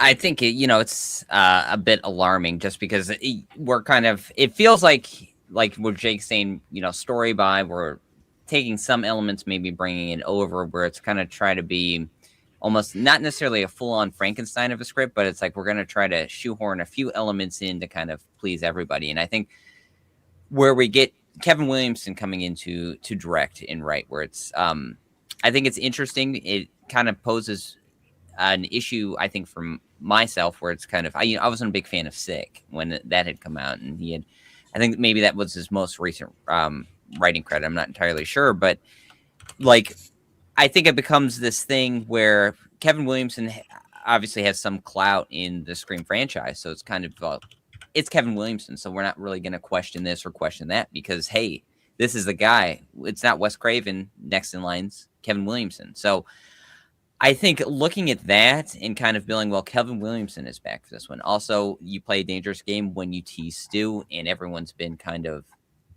really adamant about bringing that Stu character back, whether he actually got a definitive end in the original or not. There's always been that fan lore of, well, we can bring him back this way or bring him back that way. And it's kind of like, if you tease that in your marketing because of how long that narrative has been around, you're going to have to deliver on it. So if you don't deliver on something like that, it's already going to be looked at as a negative because there's going to be an expectation built in. And I think also looking at Kevin Williamson, I think people are going to go back to that original script and be like, we have to do something mind blowing like that. And as we talked about Evil Dead, where lore is so expansive and what we can really tell our stories and do anything because that lore can really fit almost anywhere. Scream isn't necessarily like that because there's a formula. You know what I mean? Where it's like everyone wants that unveiling. So it's like you don't really fit that uniqueness in there. It's kind of, we want something different, but not different enough. I think that's a tough task for Scream because I think looking at Scream 6 was an interesting dynamic because it did feel darker. It felt pretty gritty to an extent, but then it falls into those familiar traps and it's like, you just never got there. So I think Scream 7 poses a lot of interesting issues in terms of being able to please an audience. And I don't know necessarily if continuing Sydney's story, it was the route to go in. Like Jake said, other than how much screen time did she really get in Scream 5? It was just kind of like, I felt like maybe she was there because they weren't going to do a Scream movie without Sydney Prescott in it. So it's like this one, I don't know where the story is going to go, but I think it poses more negatives for me than positives in what we're being teased and what is probably not going to deliver. And I just don't know if that script is going to be as cohesive as I would like it to be. Yeah, I think overall on this one, I just want to say I'm starting to get, and I get this from Jake's point of view, and then kind of expounding upon it there with like, I'm getting some major Rise of Skywalker vibes. Am I wrong for saying that? We can open up the panel. Let's keep it 4 panels for the remainder here, because I think that we're just going to open it all up now. I just want to hear all the thoughts and everything now that everything's out on the table. And if you guys have any questions, thoughts, or anything, feel free to send it our way. Yeah, it's going to be interesting here because I feel very much like you bringing up the idea of them bringing elements of that script or having elements of that leaking in, and like Luke was saying, when they're just kind of picking and choosing parts and pieces, that's pretty much what happened if you're a Star Wars fan with Episode 9. Am I wrong? I mean, they really just tried to fix everything and please everybody, and we all know that is never the way to go, because you're never going to be able to have an authentic feeling film here. If that's the case, then I'm really scared about Scream 7. I will just say one thing real quick, just to kind of put a positive spin on all of this, because that's showcasing the what sucks about it. But when we've gotten some more marketing, I've been I won't say anything that's been spoiled from the marketing itself, not even from the leaks. A lot has been spoiled, and what we're actually seeing of the film, it looks pretty cool. And maybe that's deceptive, maybe that's misdirection, because there's clearly a lot of that going on here. I genuinely do not believe Stu Macher is alive. I think it's going to be one big trick, again, something that this franchise is kind of known for at this point. But I think I have some hope that this film is going to do some things better than the last 2 flicks. Some people feel like Screams 5 and 6 don't feel like Scream movies. You have Marco Beltrami, who did the score for Screams 1 through 4, was absent for 5 and 6. He's back now for 7. You have Kevin Williamson, overseeing this whole project, writing and directing. He's the architect of this franchise. I can't imagine he's going to do a piss poor job. I mean, there might be some things that aren't perfect, but I don't think he's going to absolutely shit the bed, So for me, I think this is going to be one of those scenarios where some people, there's going to be a camp of fans who love this movie much more than 5 and 6 and feel like it's a breath of fresh air, where, some of us are just going to be like, well, the story just wasn't there, but the vibes were. Maybe that's my positive spin to put on all that. I think the Scream vibes are going to be there, maybe even stronger than 5 and 6, but the story, I think it's going to be lackluster. Okay. Yeah, that's kind of all I'm hoping for, is the story just kind of cleverly written, good plot twists. I'm okay with the fake outs. The fake outs are just kind of hilarious at this point, and I'm here for them. So, that's okay. You don't got to touch that. But okay. Yeah, I don't have a whole lot of expectations for this one. I'm even down with just seeing where Sydney's story goes. Did they ever elaborate on this being the last one, or they kind of just nobody's ever talked about that? I have an idea. I want to touch on that at the very end. So let's hold that real quick, because I do got there. I got 2 more topics, but before we do that, now is the appropriate time. I would say I should have maybe done it a little earlier, but I think for those of you who are hanging on with us for an hour and a half, you guys are the best. You 55 of you in here, you deserve it the most. So we are, in fact, hosting from the good folks behind Scream 7 a giveaway. As you can see, Luke is wearing the fancy dancy Scream 7 sweater that you will get in a prize pack, along with Scream 7 posters, the mask that's in the background of Luke's background there, with the not the glasses. Those are not it. But also, you get yourself a nice tote bag. I mean, it's really quite fun. It's a nice little pack. Definitely got us in the mood to talk some Scream. Plus, I think it's cool that the bag and stuff is Scream 30 years of Scream. So even if I'm not a fan of Scream 7, I got to keep a little tote bag for myself that has that. So it's nice because I do love Scream. I always will. And it's going to be a fun time. And you guys, of course, are getting the opportunity of a lifetime, or at least of this channel, to get a prize pack. So feel free. I'm going to share this on screen. This is our hashtag. Just drop it in the chat, and it will be counted towards an entry, and I will be doing a drawing at the end. But here you go. That is that. I'll leave that up on screen for a little bit for you guys. But yeah, just hashtag Scream30 in the chat, and you'll be entered into the giveaway. So once we start seeing some people enter in there, then we'll get moving with it. But yeah, I think that this is going to be a fun little thing. I hope we can get to do more of these. It sucks that we didn't get to see the movie, which I kind of thought was interesting as well. I don't want to go too into the fan theory, conspiracy theory brain shit, but I did think it was kind of weird that we didn't get as much on the critic side from this. It's almost like you're trying to shield it from fans in a way. It's like, or do you think there is, and I guess I'm more posing this to Jake here, do you think there's any merit to the idea of a Scream being is there any merit to the idea of them hiding this film from critics and fans, or is this really, you think, intentional to keep all the secrets? But it didn't work, obviously. But was it intentional? I guess. Dude, I don't know, man, because the French are gonna see it a couple days before us. Okay. So they're gonna even if it didn't leak online, it's going to in a couple of days, kind of thing. And I also think that it literally is online. They know that. You know what I mean? They're not dumb. The Scream folks. I hope they're not watching this right now, because you said you're doing a giveaway, and I'm like, oh man. Some people are gonna be like, that Killjoy Jake guy fucking sucks. But yeah, they just actually messaged me and said we have to kick you off. I'm sorry, bro. Damn brutal. But I honestly, I don't care. But what I'll say is I just think I think they don't want people to see it, if I'm being real. I don't think it's the strongest sequel. I don't think it's going to be the worst, though, either. I really don't think it's going to be a total, I Know What You Did Last Summer 2025 shit show. I think it is going to be better than that. I'm pretty confident in saying that. So I think that, I know people are worried about it. The hope I'll give you is that this is not going to be the worst sequel. The killer reveals might be pretty obvious, and I think the marketing gave them away. But there's always those fun little goofy twists along the way that I think we're definitely going to get in this one. So look forward to those. Hell yeah. Awesome. Yeah. I think overall I was a little on edge about that, but I think in my heart of hearts, hearing what you've said just a little bit ago, especially saying this is going to be more in line with 2, 3, and 4, I guess, in the feelings, and how it might portray itself. I'm actually kind of on board with that. I don't know. I feel like that could be really where I'm hoping this goes. But that also comes from somebody who really liked 4.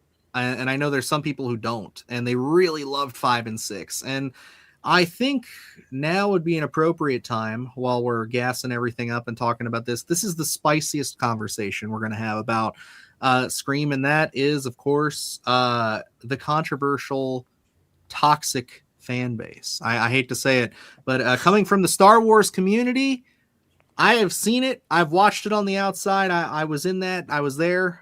I got chewed up, spit out, and I got to be honest, there is some real big divide in the Scream camps when it comes to people who and I think fairly so to some degree, grew kind of came through with 5 and 6, being people like Jenna Ortega, Melissa Barrera, and they really loved these movies. They identified with this being their generation's Scream, and I think they're pretty upset.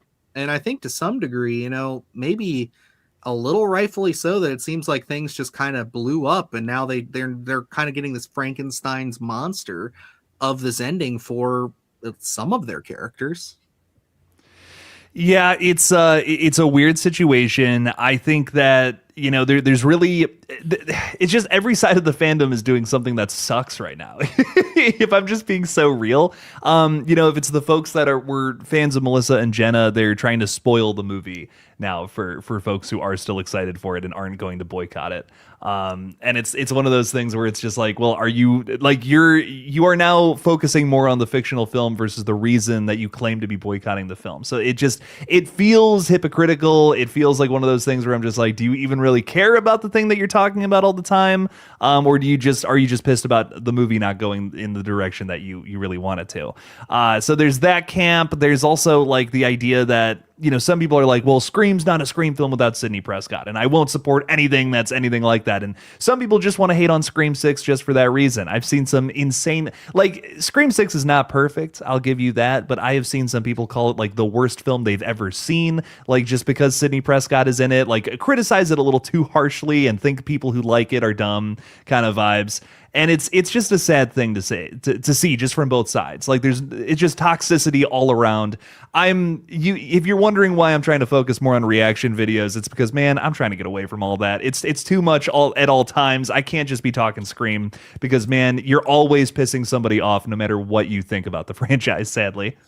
And it's so weird that this franchise, of all the horror franchises, and let's be honest, everybody has their little pockets. You'll even find people, even though it's probably very few and far between, who have some very strong opinions about those darn killer clowns from outer space, and we'll probably disagree on some things. But it is really strange to me because, like, I get Star Wars. Star Wars is this ultra mega giant franchise, just like the Marvel movies, all that, where it's like it's 4 quadrants, it hits everything. But this is an R-rated horror slasher franchise that just seems to have such a like huge divided audience with it. And it's just very strange to me to have seen it kind of grow. Cause like, I think coming into 5, it never felt that way. I mean, no. Luke, your thoughts kind of watching this kind of grow over the last year. I think like, well, not the last year, but I think once everything started really bubbling up with Scream 7 here at the start of it after 6, so that's when everything kind of fell off for me. But like, what are your thoughts on all this?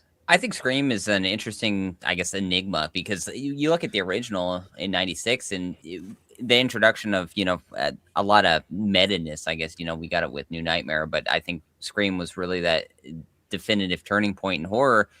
And I think it upped the ante in what it was horror fans were asking for in terms, storytelling and kind of being in on the joke and building just something way more interesting than what we had seen with our typical slashers in the 80s that asked more from the audience. And I think that had such an influence building a horror audience throughout, the tail end of the 90s into the 2000s. And then we kind of get our conclusion, I feel, with Scream 4 with the characters that we love. And then it's kind of, we have a bit of a break and then we kind of come back. And I think horror is in a different place when we do come back with Scream 5 because, they jokingly mention elevated horror, and horror did go through a pretty decent transition from Scream 4 into Scream 5. And I think, at that point, audiences who started growing up with Scream 5 were asking for a different flavor of something. You know what I mean? So it's like, I feel like my end with our characters in Scream 4. So it's like Scream 5 for me was kind of a bonus run. I hoped for the best in that, and I was like, ugh, this just didn't work. It wasn't my type of comedy, so it did split me in a sense where it's like 1 through 4 is my arc in Scream, and it's like 5 and 6 didn't really work. And I think people coming into the franchise and not really checking out the late 90s into the early 2000s, especially like the original Scream into Scream 3, and then you probably just totally passed by Scream 4 because you weren't in the franchise at all. So it's like kind of your introduction being these characters and your different flavor of horror. If you've watched a bunch of A24 stuff or just, anything probably from 2015 up until that point, I think maybe your taste is a little bit different. So you feel like that is your Scream, so you kind of have these 2 warring sides of who are the characters? What is Scream? What's the identity there? And I think that's kind of where you find yourself with the fan base, where it's like, yeah, we all love Scream, but I think a lot of people love different versions of Scream, interestingly enough, because it offers way different things than something like A Nightmare on Elm Street or Friday the 13th, you know, from that aspect. So I think that's where you get that kind of division with your audience. I think it's really a good way to put it. And Adrian, I know you being kind of new into this whole thing, I feel like maybe you've been, I guess you'd be the only person who could answer this, but have you been almost sheltered from the drama? I guess being so brought in late in the game, because like really only the last couple of weeks. 1000%. All right, because like that, I feel like you're in the best possible position then, like going into 7. Like I think I understand why Jake envies you a little bit, because I do too. It's like not having all that, having that backstory there. Although I think it's important to know where we got to. I think there's almost going to be almost this nice organic nature to your experience that I feel like a lot of people aren't going to go into, and that's kind of my issue with a lot of the big franchises when it comes to the fandom and how it all kind of divides people. It's just like it's really tough sometimes to just get excited about things, because you just know that like it's not just going to see a movie and then getting to like I enjoyed it and that's it. You know, it's going to be, you need to explain to 500 people, whether it's, you know, you being, you know, weird like me and having to respond or you not having to. It's just going to be in the back of your mind all the time that there's going to be some confrontation when it comes to a conversation about this franchise. And that sucks. Like I admit it, like that is something that I feel like has uniquely become a thing recently with social media. And I would say probably since, like you said, around 2015 era is when this really started to pick up. And I think it's awful to see. So I hope that we can kind of move past that eventually. And do you guys, I think for the final leg of this, I really want to know, and I guess I'll start with Adrian since he is the again, newest to this. Where do you want to see this go? What do you think would be the best direction for Scream next? Do they stop for a while? Do they go into a different direction? Do we go with new characters, or what are we doing, man? That's a really good question. I like the number 7. It's my lucky number, but it's also like an odd number that kind of has a pinnacle to it. And so I look at like the 1 through 3 is the OG trilogy. 4 was kind of like the, you know, I don't know, the midpoint. And then 5 and 6 were like, you know, the second trilogy. I understand that we're probably not going to have like a true send-off for our characters from 5 and 6 based on all the controversy. Not really sure what's going on there. But I feel like it would be, if they wanted to end it, I feel like that would be an appropriate place to do it, in my opinion. You know, and y'all have been saying it's like we're not really sure how many more tricks they have in the bag for us, right?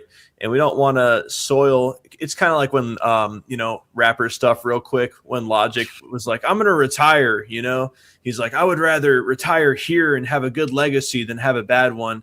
And then he like unretired and then proceeded to have a bad legacy.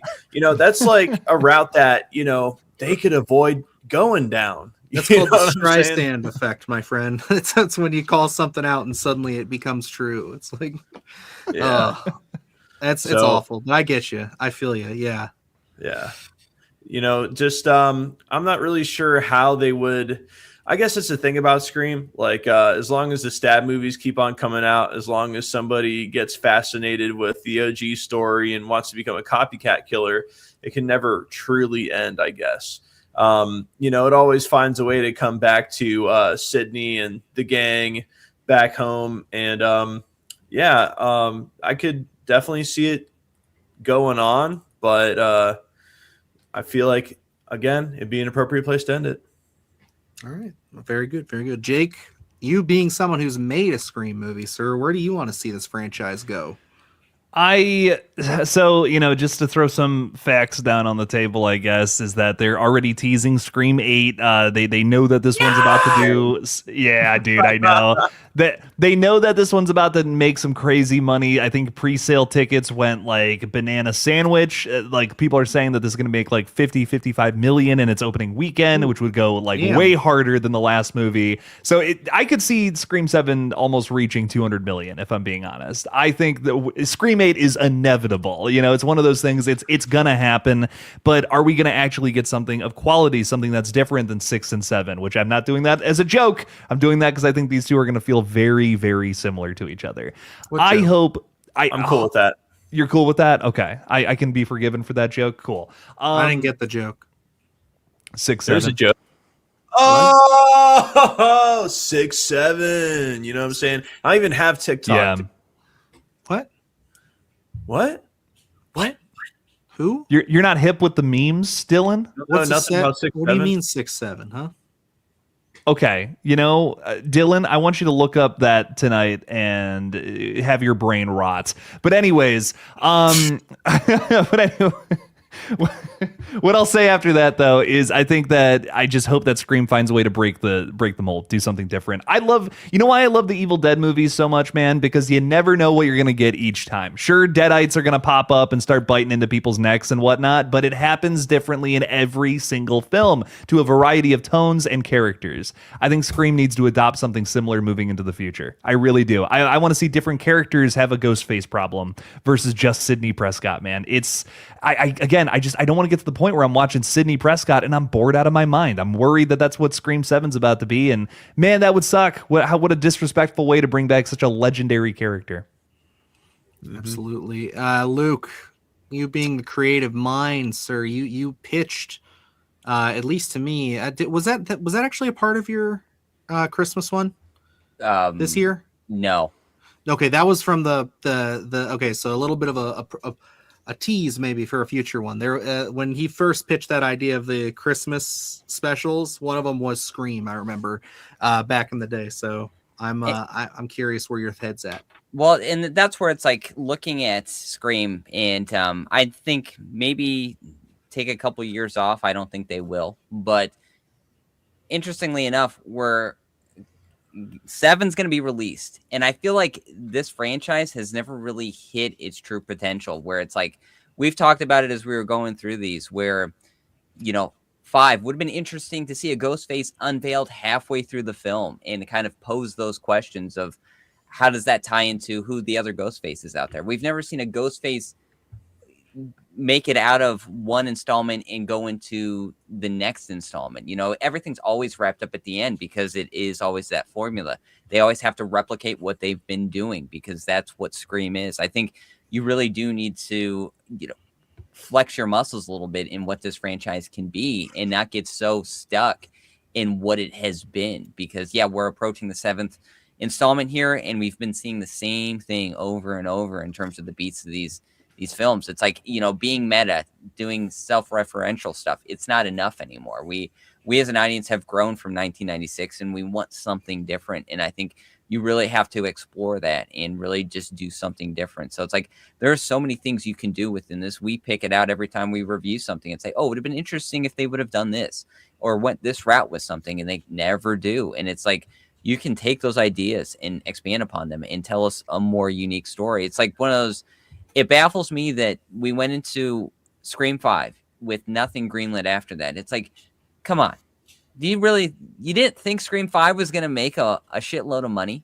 So it's like, you really should have just had 3 greenlit right out of there, doing a story arc and kind of really wrapping up a story, because I don't think you need to nostalgia bait anymore. I think you can really just tell your own story with unique characters and do something different. Don't try to be what has been in the past. So it's like, that's where Scream needs to go. It needs to really take advantage of the potential of what Scream can be instead of what we've seen.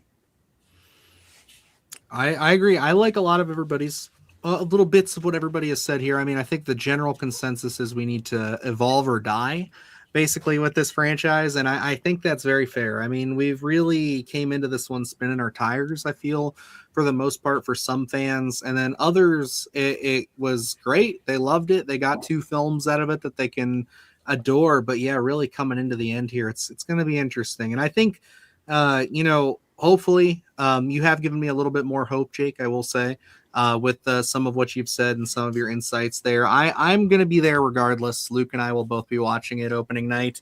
And with that, I did just want to say this is the last chance. I know it's up on screen here, but I know some people may have been joined. We have people in and out. Enter into the chat, hashtag Scream30 if you have not already, if you want to be entered in for a prize pack for Scream 7. It's going to be super cool. And I think, like, for me, I want to see them do something else for a little while. And what I mean by that is this is the same studio that's working with things like Thanksgiving, and they had Hard Eyes. I didn't love Hard Eyes, but they've been kind of pushing out these little other slashers here and there. Now I think that it's time we see some more of those come to fruition, and give Scream a rest for a bit. I think it's one of those ones we will come back to it. I think we can get the 5, especially if this one doesn't like supremely upset everybody and it's just kind of a meh ending. I think that's a fine place to leave it, because if there's anything that I've seen, I remember when Scream 4 came out, people were kind of dogging on it for it just being the new one. But now you look back at it, and even us, like throughout this rewatch, it's like, for me, I supplanted it again as this is very much my favorite sequel of the franchise. So, and I feel like a lot of people kind of went that way after a while. So I'm hoping for the best, and overall I'm looking forward to 7 this Thursday. So I hope it's good. Me too. All righty. Well, since nobody has entered in, I'll basically wrap it up here. We have 9 entries, so you 9 are the lucky ones. So let's see what we got. We will do the drawing. I'll give you like maybe 5 more seconds to enter. So if you haven't, just hashtag Scream30 in the chat. We will see what happens. I always hate like building all this suspense, and we need to like put a motion graphic or something in here, maybe like a chainsaw or something. Like, Adrian, you got any fireworks? No, man, no. Damn. Unfortunately. You know, We got another one. We got one more. Let's go. And we got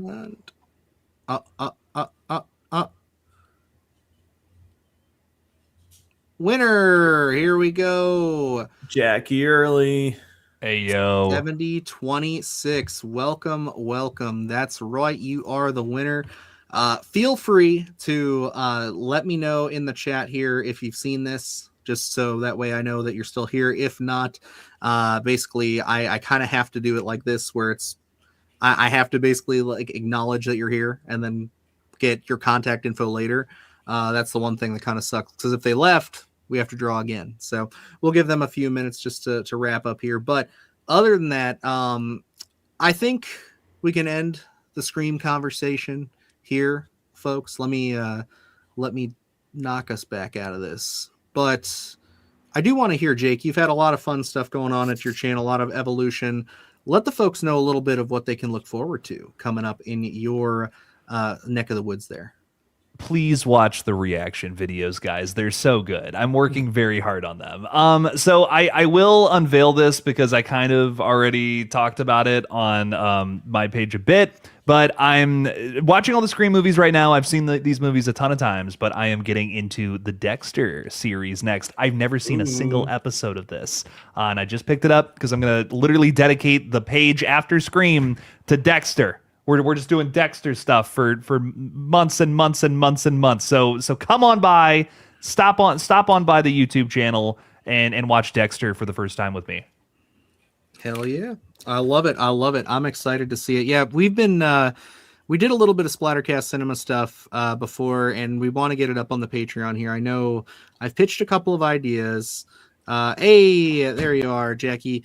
If you want to, basically, you've won the prize pack. So if you would like, you can either reach out to us via our email. I can either send it to you here, or if you would like to, all I need you to do basically is just verify that it's you, and then I can get your contact info sent to Allied, who is kind of the broker in between, and then they will get you your prize pack sent. So please reach out to us here, or if you want to reach out to us on Instagram or email, you can find those contacts there. So that's all for you, bud. So congratulations. I hope you like it. I hope you enjoy it.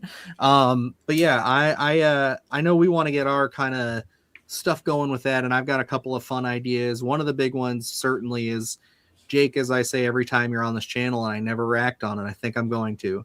You're a creature feature fan. We got to watch some shitty creature features. We got to sit these two down, make them watch some shitty creature features with us. Like it's gonna be a blast. I am so down for that, dude. We got to do some reactions to set. I'd love to watch some creature features I've never seen, like for the first time with you too. That might be kind of fun. I'm sure there's some out there. You got it. There's always another creature feature. Yeah, I know. I'm sure there's ones that we've missed. mutually that one of us has or one of us hasn't seen, because there's so many of them out there, and I'm not gonna lie, when I discovered Tubi, it was very much like which cartoon is it? Is it the who does the joke where it's Quagmire and Family Guy when he discovers internet corn. And he's got the huge arm, right? Yeah, it's like that was me after I discovered the creature feature section on Tubi. I was just like dark-eyed and just like, I've seen so many awful costumes, but I love it. So that's me. All righty. Give me 1 second here. I gotta send this email over to this. Luke, do you want to take over real quick while I get this sorted out? Absolutely. Well, we got a lot of stuff coming up on the channel this week. Obviously, Dylan teased a little something. We're going to be dropping this week review with Godzilla and maybe a little bit of Kong in there as well. Of course, we're going to be at the theater for Scream 7, so make sure you stick right here for our reaction there. I'm sure it's going to be some thrilling stuff. Also, we have a list coming out this Friday, maybe an extra list coming out throughout the week as well. Time will tell there, but it's going to be a busy week here on Splattercast as usual. And of course, we will be back here next Sunday for the Scaries as always. Hell yeah. Thank you, sir. I appreciate it. Well, we can pop out of this one here. We'll be ending the no, it's all good. But yeah, that was fun. I definitely think it'll be a breath of fresh air to hop off the review series train, because you know what that means, folks. We got to come up with something, an extra little special topic or guest to talk about. So we're gonna do some fun stuff, but it won't be long. I know I want to get some opinions. I think we'll do a poll or something.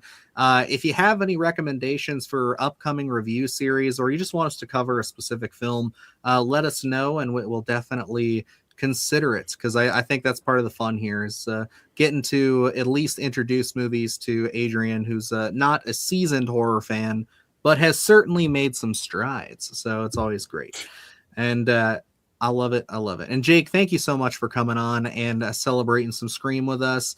And congratulations, Jackie, for winning the prize pack. Again, if you just reach out to us via the email there, I'll be able to get your details sent over to, like I said, the Allied agent, and we will get you your prize pack. Should show up relatively quick. I mean, we got the offer, and then like, what was it, like 4 or 5 days, Luke? It was like right around the corner. It was like a blink and it was there. So it was kind of cool. So congrats. All the Godzilla films. Absolutely. Let's watch all 35 movies or whatever it's up to now. Jesus. Yeah, that I would be down to watch a couple of those. A couple of those would be fun to do reactions to, because some of them get kind of goofy. Son of Godzilla, fucking love that movie. All right. I don't care what anybody says. Big spiders, it's all good stuff. So I'm down with it. But anyway, guys, that's going to wrap us up here. So thank you so much for spending your Sunday with us. Thank you so much for talking some Scream, talking all the horror news with us. And yeah, that's going to wrap it up here. So until next time, I'm Dylan Newell. I'm Luke Janesco. I'm Adrian MJ. And I'm Killjoy Jake. All righty. And yeah, stay scared. Do the horror shit, gonna do it live. Cause Splattercast kick it every day they live.